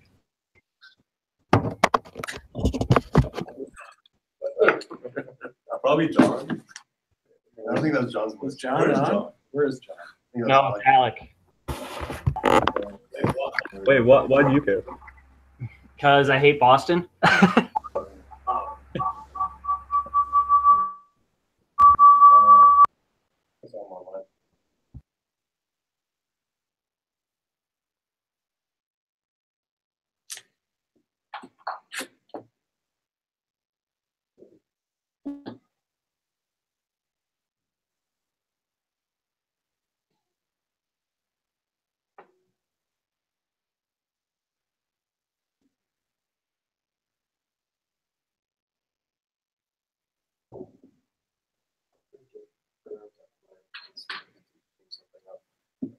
Yeah, I mean, that would be my only real suggestion about it. I do think the question about the color is.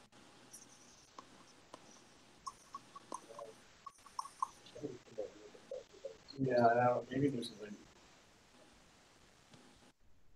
I mean, no one said anything about that.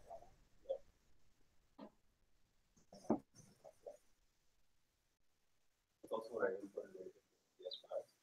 We tried it up so much.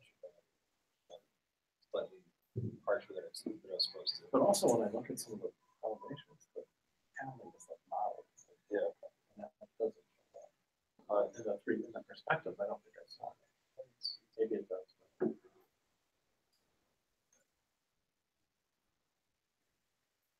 Yeah, I just think it would be better if it was like a quick way to just feel like.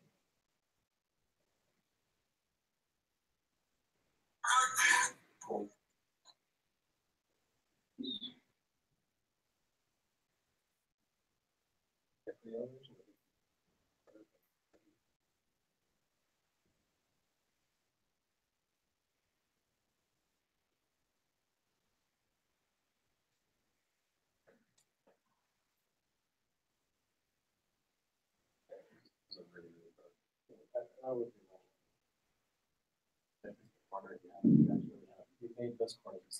Yeah. Or that corner. That's prominent. Well, it's not even. Talked about.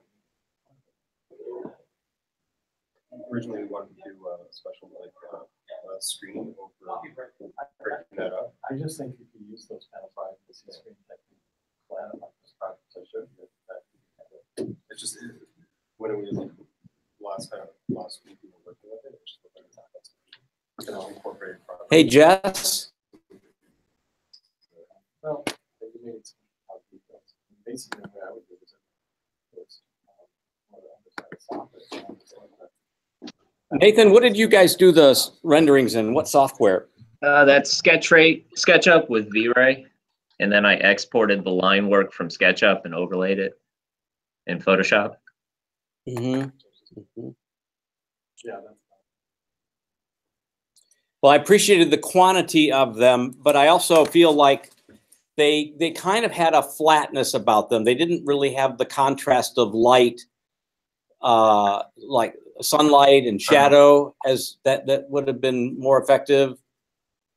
So if there's other software that you guys are interested in, you should try that in your next studios, right? I think this is a good time, right, as students to like sample software that there might be student versions of, and I would encourage you to explore that.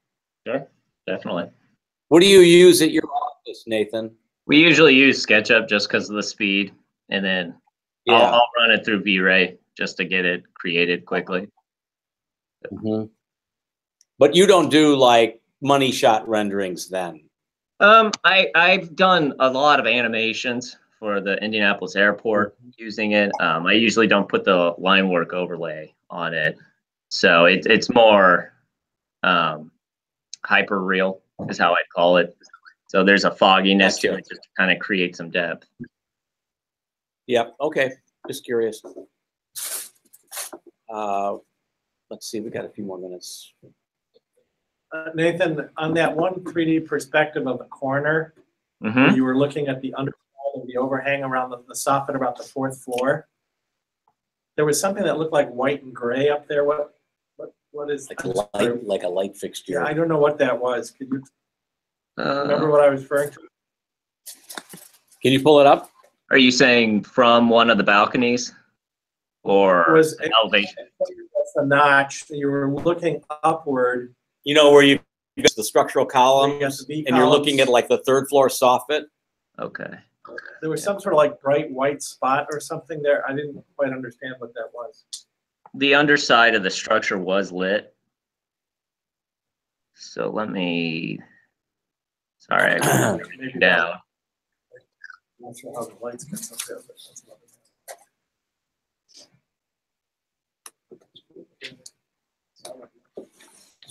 wow. Something smells good. That's the food from upstairs? That's what I told you. Good Lord. There was food upstairs. What is that, shrimp scampi? I think that would be overstating it more. With a Shoshani mantra shake? That one there. Yeah. Yeah. What is that gray box there? What is that? So that's the underside. We tried to light it. I did some night shots that didn't turn out great. So I tried to light the corner of the boxes, just trying to create this geometric shape that you'd see at night. I mean, I could understand on the grade level because then it would light up the pedestrians. Mm. But maybe at the upper level, I don't know. It was not something that was recognizable. I'll put it that way. Okay. Cool. Okay, well, let's get started. We're going to leave you, Nathan, and we're going to go to Richard's screen. And we're going to set the clock again.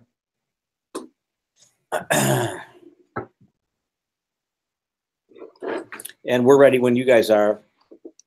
This is Richard and Cody.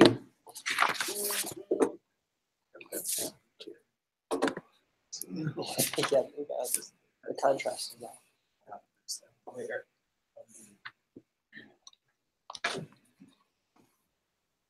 Okay. Are you able to see on your computer screen? I'm sorry. I didn't hear my. And we have it on the computer. Yeah. Go ahead.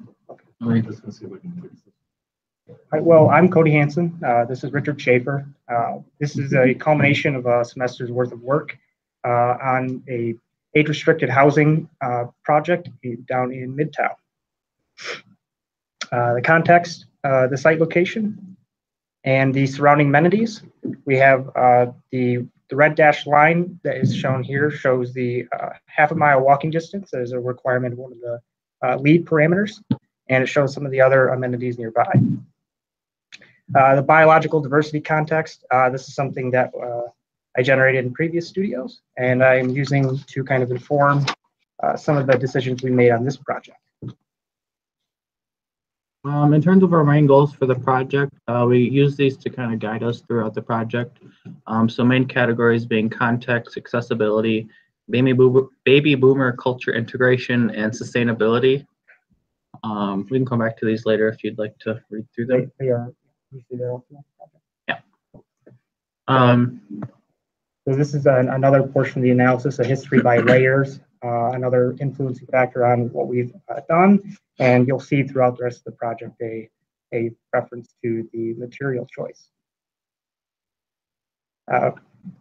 Pre-analysis, we used building energy analyses to determine a particular shape for our building, and we came to the decision of using the L shape based on solar radiation on certain surfaces and energy usage. We also looked at the sunlight angles at the different seasons.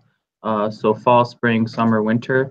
And you'll see these similar diagrams on the floor plans to indicate which season each level is referencing. Overall site plan, we have some of the nearby context indicated, as well as the usage of nearby space off to the left for planters. Quick rendering. For the garage, we ended up fitting 50 spaces down below, so yay. We have indicated the various turning radiuses as well as the ventilation system. The main level floor plan kind of pulls in people from the sidewalk space using a shifting wall and a depression in, so to speak, in the floor plan. In terms of residential, we have each floor, there are two bedrooms, as well as two other typical one bedrooms. We'll get to details of those later. Over to the left, you can see those sun angles incorporated into the building for the lounge areas. For example, residential 1 is the season of winter. So we take the sunrise angle over here, and then it goes all the way to the sunset angle on this wall. A similar idea for residential 2, except using the fall angles. residential 3 using the spring, and then for residential 4 we use summer, and then we open up this end of the building for an outside terrace space. The terrace space rolls up onto the roof plan where there is solar indicated, as well as our mechanical. In terms of typical units, here's one bedroom and 2 bedroom. So all except for the units being imposed upon, if you will, by the sun angle walls. These are typical for all of the units. And then one of the common areas, so you can see they have a pretty large kitchen. This area, the people in wheelchairs are able to roll up and still use the amenities.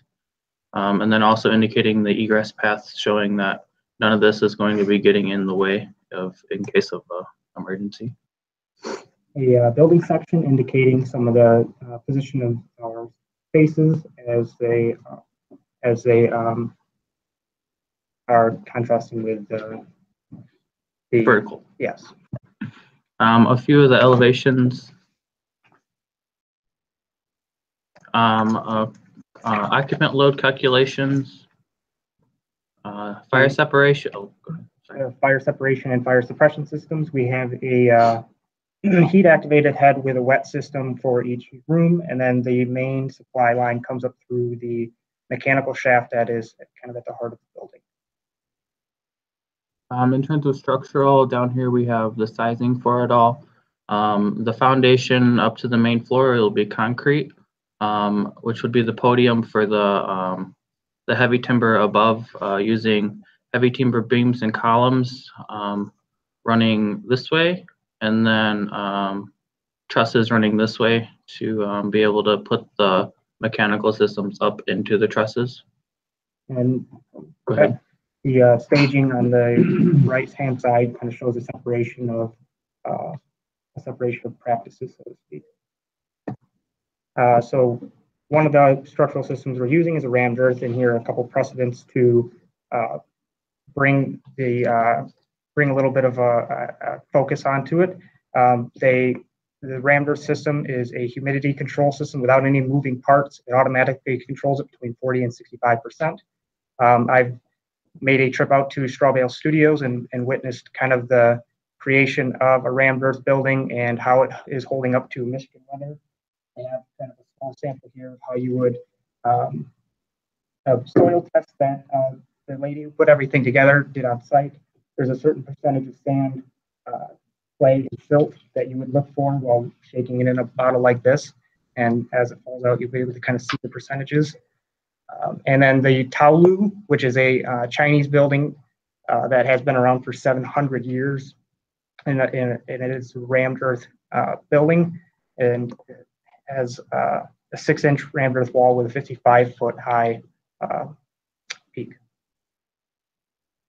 The overall structure that we've come up with for our building on the more facades that receive the most sunlight, we have a concrete bond beam that distributes the load across a larger area for our heavy timber beams that connect into this bond beam. And then above windows, we have a smaller bond beam that spans that distance and transfers the load out, around, and down. On the roof, ASHRAE 189.1 calls for an R value of 32. We exceed this at 38, and that's at the roof drain, using the insulation to slope the roof to the roof drains. And the wall assembly, 189.1 calls for an R value of 16 for mass walls, and we achieve a minimum of 25, which is a very conservative number from what we've come across for rammed earth walls. Let's move on. In terms of the other facade, we decided to use a fiber cement panel, specifically Okoskin, because of its concealed fastening technique, so you don't have the rivets on the outside. So here you can see a balcony detail. So this line right here is actually the exterior wall, so the cantilever is only about 1.5 feet. So this here is actually part of the interior, if you will. So in terms of like rain or snow, there's only going to be 1.5 feet that could like gather a large amount. And it was also sloped for water runoff. Oh, and then we decided to go with a flush threshold here with the slope to allow for easier access for wheelchairs. So if they're getting in and off of that balcony, they're not going to have that huge like thump or harder to get out or in. We'll get into the systems portion of our presentation. The HVAC system for the building, we're using a chiller cooling tower combination for the cold water and a boiler for the warm water. And we are running these pipes through a vertical stack water source heat pump system that is individual to each room. We found the efficiency of the central system to be to exceed that of the individual systems. And we have fresh air intake and exhaust through the central mechanical shaft with an ERV located near the intakes.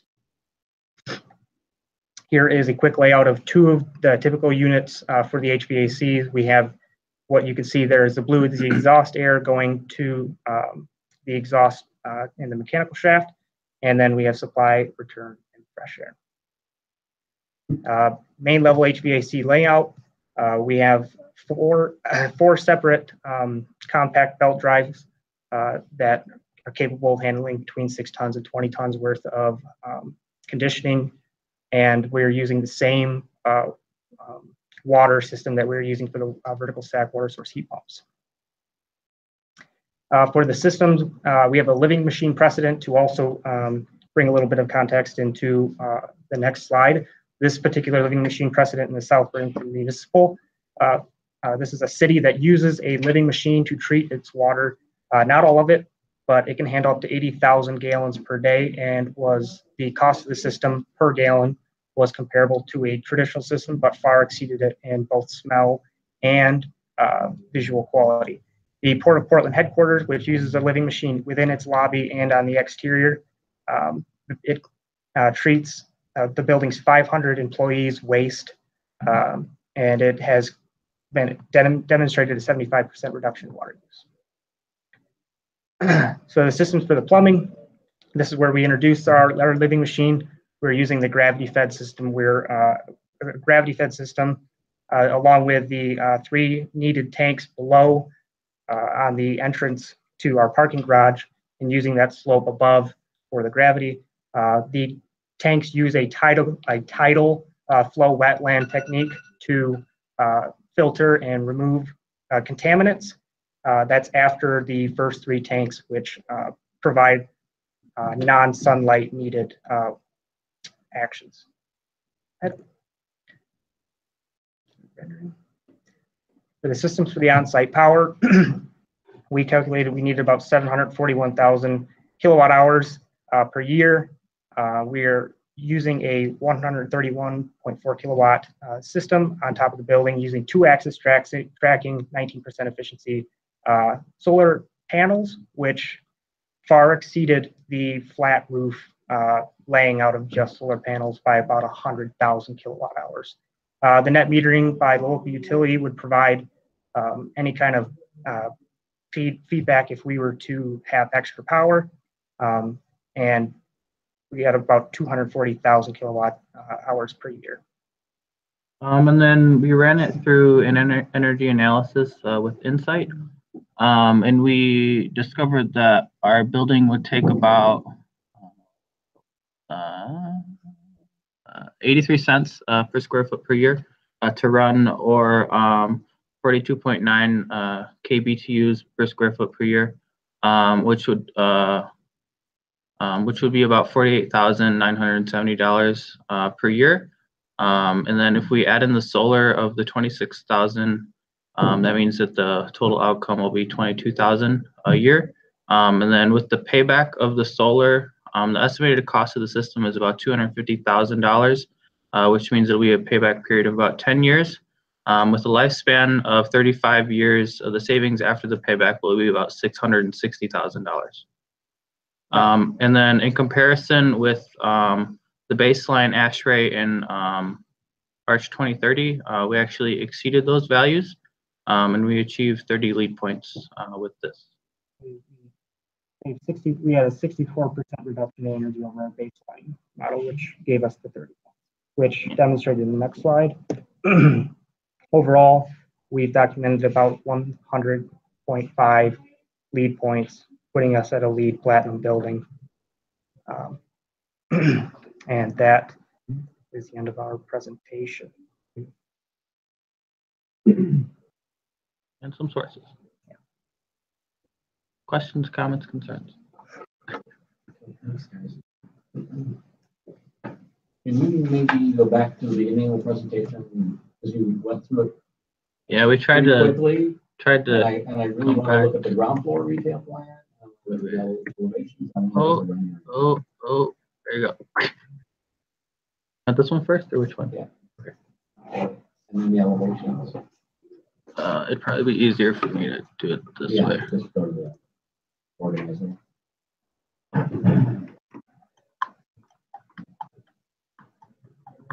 Just gonna have to read it on that.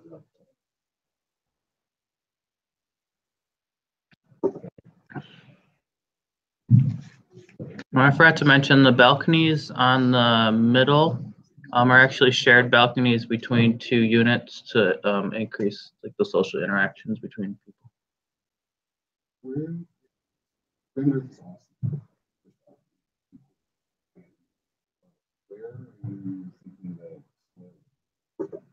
The site itself. Is that okay to do that? So I wasn't able to really sneak on the site to be able to do something like this. But we've looked into the soil in Michigan, and there's a pretty good chance it would be capable of being a good candidate for rammed earth. If it isn't, a local source would still count for something like that. If we were able to use on-site soil, it would reduce our construction waste by about 30%, which reduces CO2 emissions. My biggest concern would be with the ground and being able to use soil that's contaminated. The second would be if it was residential and not houses, which is very common. Yeah. In which case we would not have to use. It just is like I really appreciate this particular design in terms of the level of sustainability that you have for it. I mean, like what you want, especially what you have to do. Really tight capability of that. I know we looked at that last night. I also appreciate the it's almost as if the building was a clock or a calendar, so each more as a different aspect for time. Yeah. I think the elevations need a little more study in terms of windows. I think patterning is good, but sometimes those you have to be careful with those narrow windows can look very prison-like. Okay. So that's something just to be From the street and from the interior. interior. That carve out on the first floor. I think the first floor needs a little more look because like that carve out on the first floor, you see it on this section. It's always going to be in shadow, and there's nothing on the street side. There's all back of house space behind it. So it's kind of, you're going to have to carve out spaces like that and make them active spaces. You really have to program them well to actually function. Otherwise, they're going to be pretty scary spaces to hang out in. Okay. Who was that guy who did the sun study? Studies in New York, where people would say the plazas. Yeah, William White. William White, yeah, the Haley Plaza. Yeah, right. Yeah, they always went to where the sun was. He did this study. I don't know if you guys have seen this. He did studies for hours and where the shadows of the buildings went, people would avoid those shadows. Yeah. Okay. Like watching ants move around. So that's what struck me when I'm thinking of that space. It's so carved back, and there's no retail space. I guess from that point of view, I think you hit all the marks on the high level program all the way through. You understand the biokinetic data, you actually did the energy study of different carbon excellent.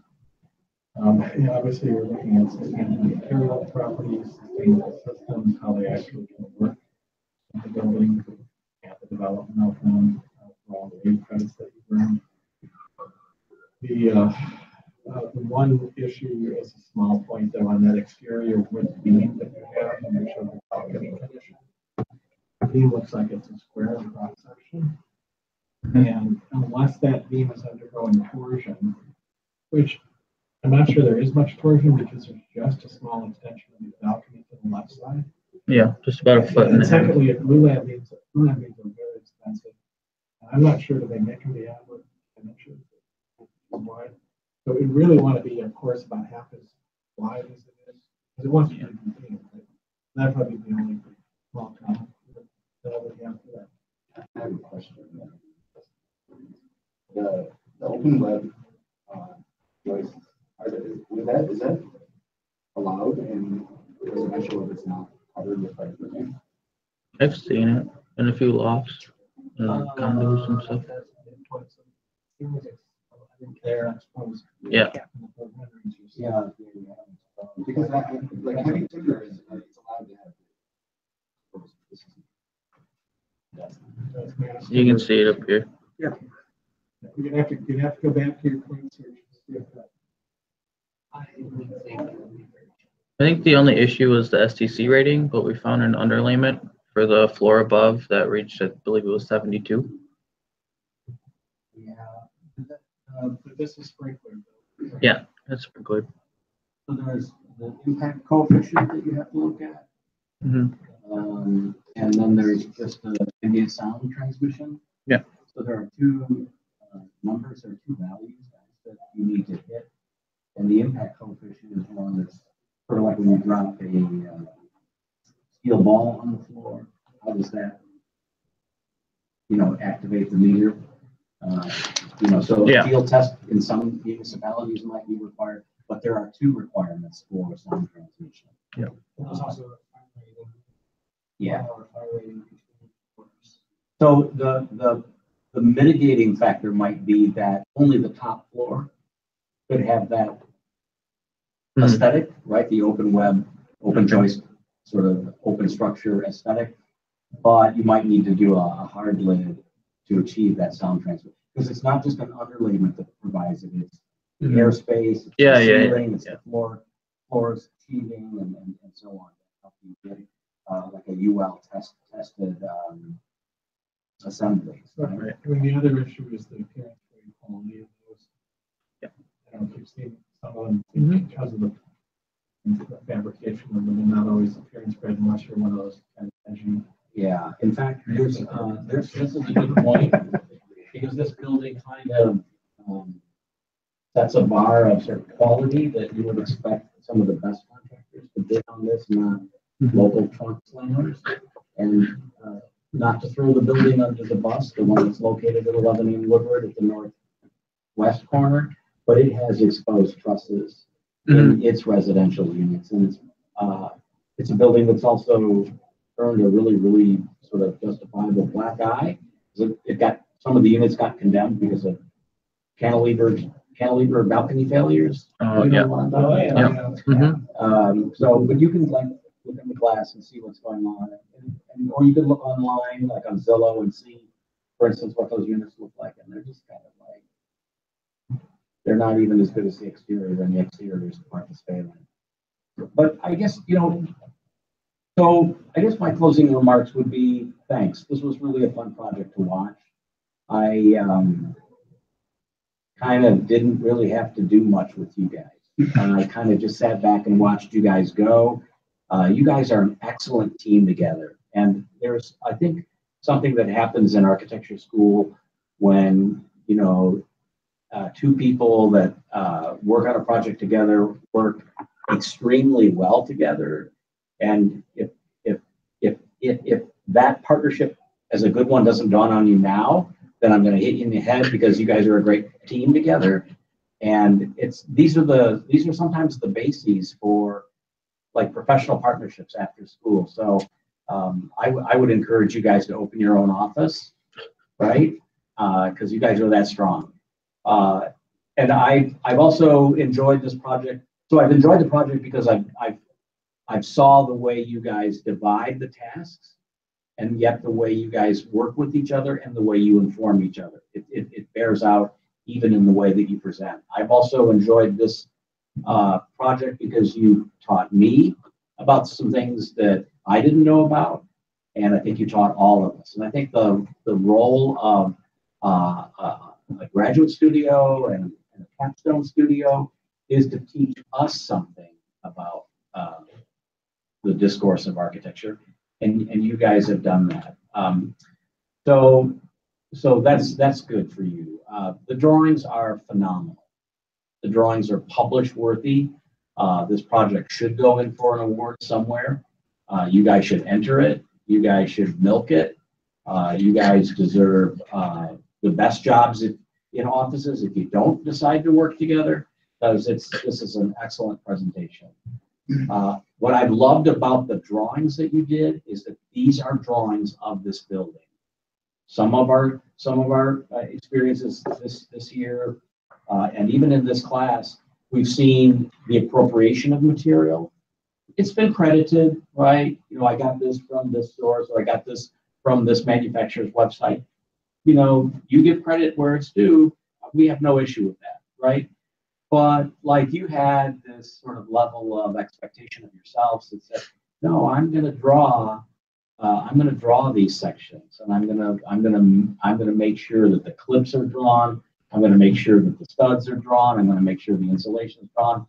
And you're to be recognized for doing that. So I think that has led to a package that is really, it's firing on all the cylinders, which, you know, is amazing. Can we just look at some of the renderings again? I have a question for you. I'm sorry, the decking for the balcony, what does that mean? So it's like it's basically like an engineered hardwood, but it's for exterior. So it's kind of like plasticized. Yeah. No. What does it mean to find? Yeah.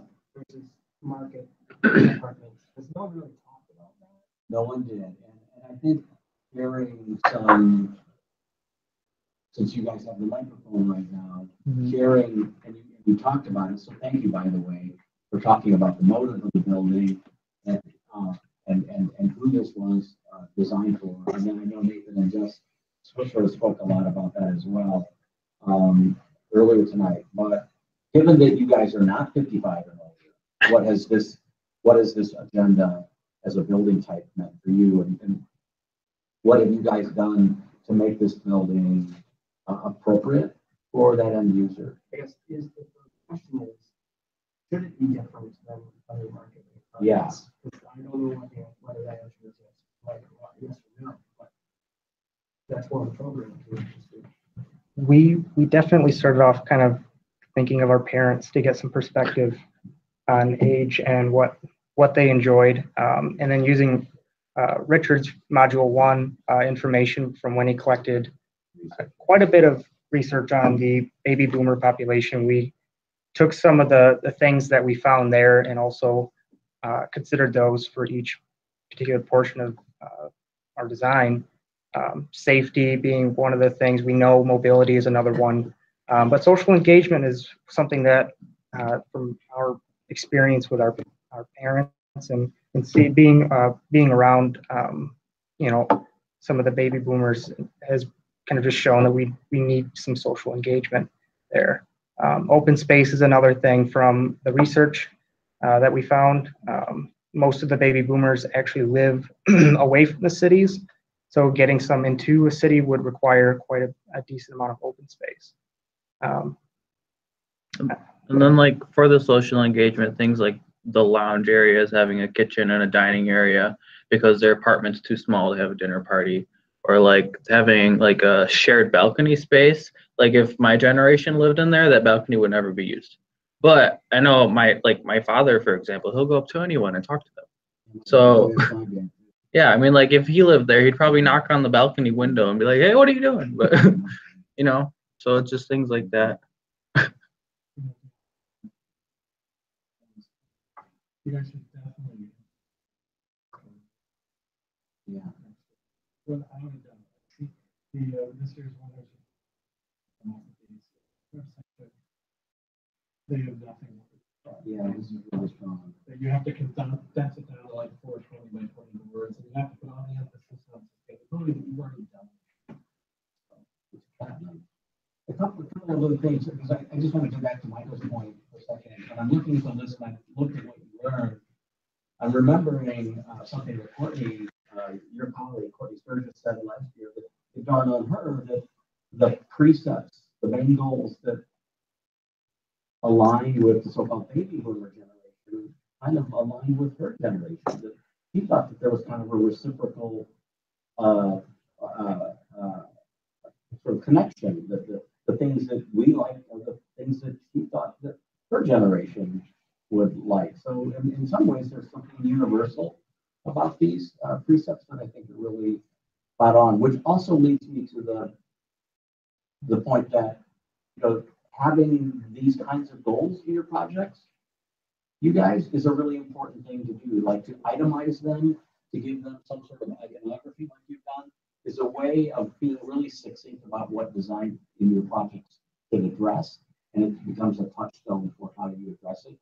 And also, and I said this before, and I think it was at Benchmark-3, I think it's really marvelous how the sort of prosaic floor plans, the residential floor plans, which kind of operate similarly as we go up, have these unique identifiable moments that become these sun markers or sun path moments that allow us to be in these residential units and yet at the same time appreciate something special on June 21st, for example, or December 20th, for example. So I love the idea that this building is designed with those themes in mind.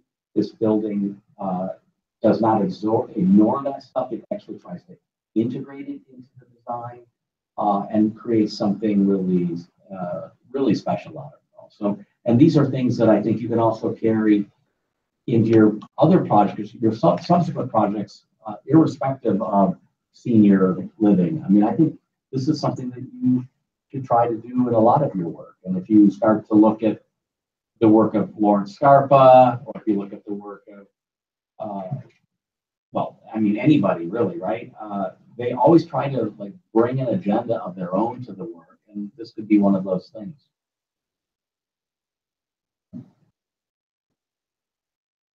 You know, I also, just to give you another sort of comment, I did not expect new drawings tonight. I did not expect any new work. And I'm delighted that there is. I'm delighted to see like plate 6, plate 5. Some of the renderings are new. So and of course, so you kind of are a team that looked, I think, hard at the schedule, looked hard at yourselves and said, holy crap, there's a ton of stuff we got to do this semester. And the only way we're going to do this is if we heed Mark's advice, and that is at the end of Benchmark 1, have a building design, because there's no way we're going to hit all these other requirements that are coming down the line, the likes of which you didn't know what they were going to be until you got them at each assignment, in order to sort of fulfill the requirements. And then when you got the options list, you had the time to focus on the options and to create a slide deck that was really spot on. So I appreciate that the calendar meant something to you guys, and I appreciate that you brought new sort of information to the table.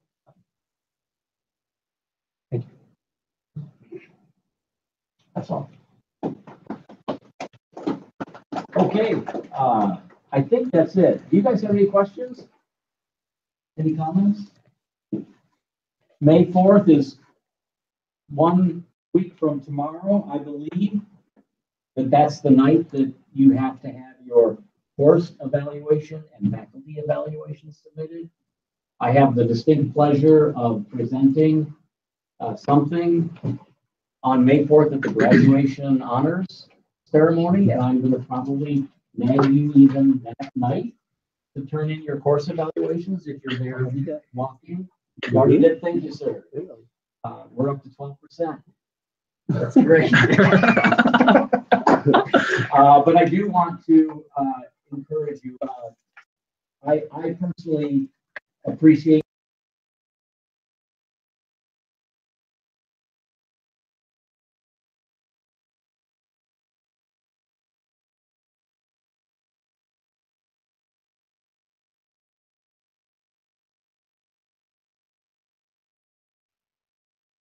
the final one is important because it helps us calibrate the class for the next time, right? So I think your comments at this one, at the second evaluation, are going to be really important for us. So that would be anticipated, and I also anticipate 100% participation. All right. So on Tuesday next week, we'll have some closing remarks from yours truly, and then I will, and Dan, you're certainly welcome to participate in this if you like. I will meet with each of the 7 teams in that night, and that will be the last class session for the semester. And then if you have been asked to do some housekeeping on your presentations, please do that by tomorrow night at the end of the evening, and then reload your slide decks right to the Google Drive. And because I will not be able to look at your slide decks for grading purposes until Saturday, but I want to look at new material on that day. Can I make a request? If you're going to do some changes and upload, please send us an email saying, look at these slides. Yeah. In other words, out of 50 slides, we know the 4 or 5 or whatever that you Right. added or edited. We don't have to go back over the other 40. Thank you. All right. Anything else? Thanks, everyone. Congratulations on finishing the semester. And thank you, Michael, and thank you, Ryan. Appreciate it. Thanks for your time tonight. Of course. Thanks, Michael. You're welcome. Thank you, Dan.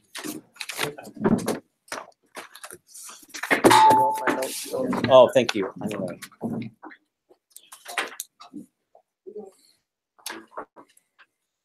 Nice to meet you. Yeah, let me give you a card. Actually, You do? Okay, good. Oh, brilliant. All right, thanks again. say hi to Alex. So, what are grades?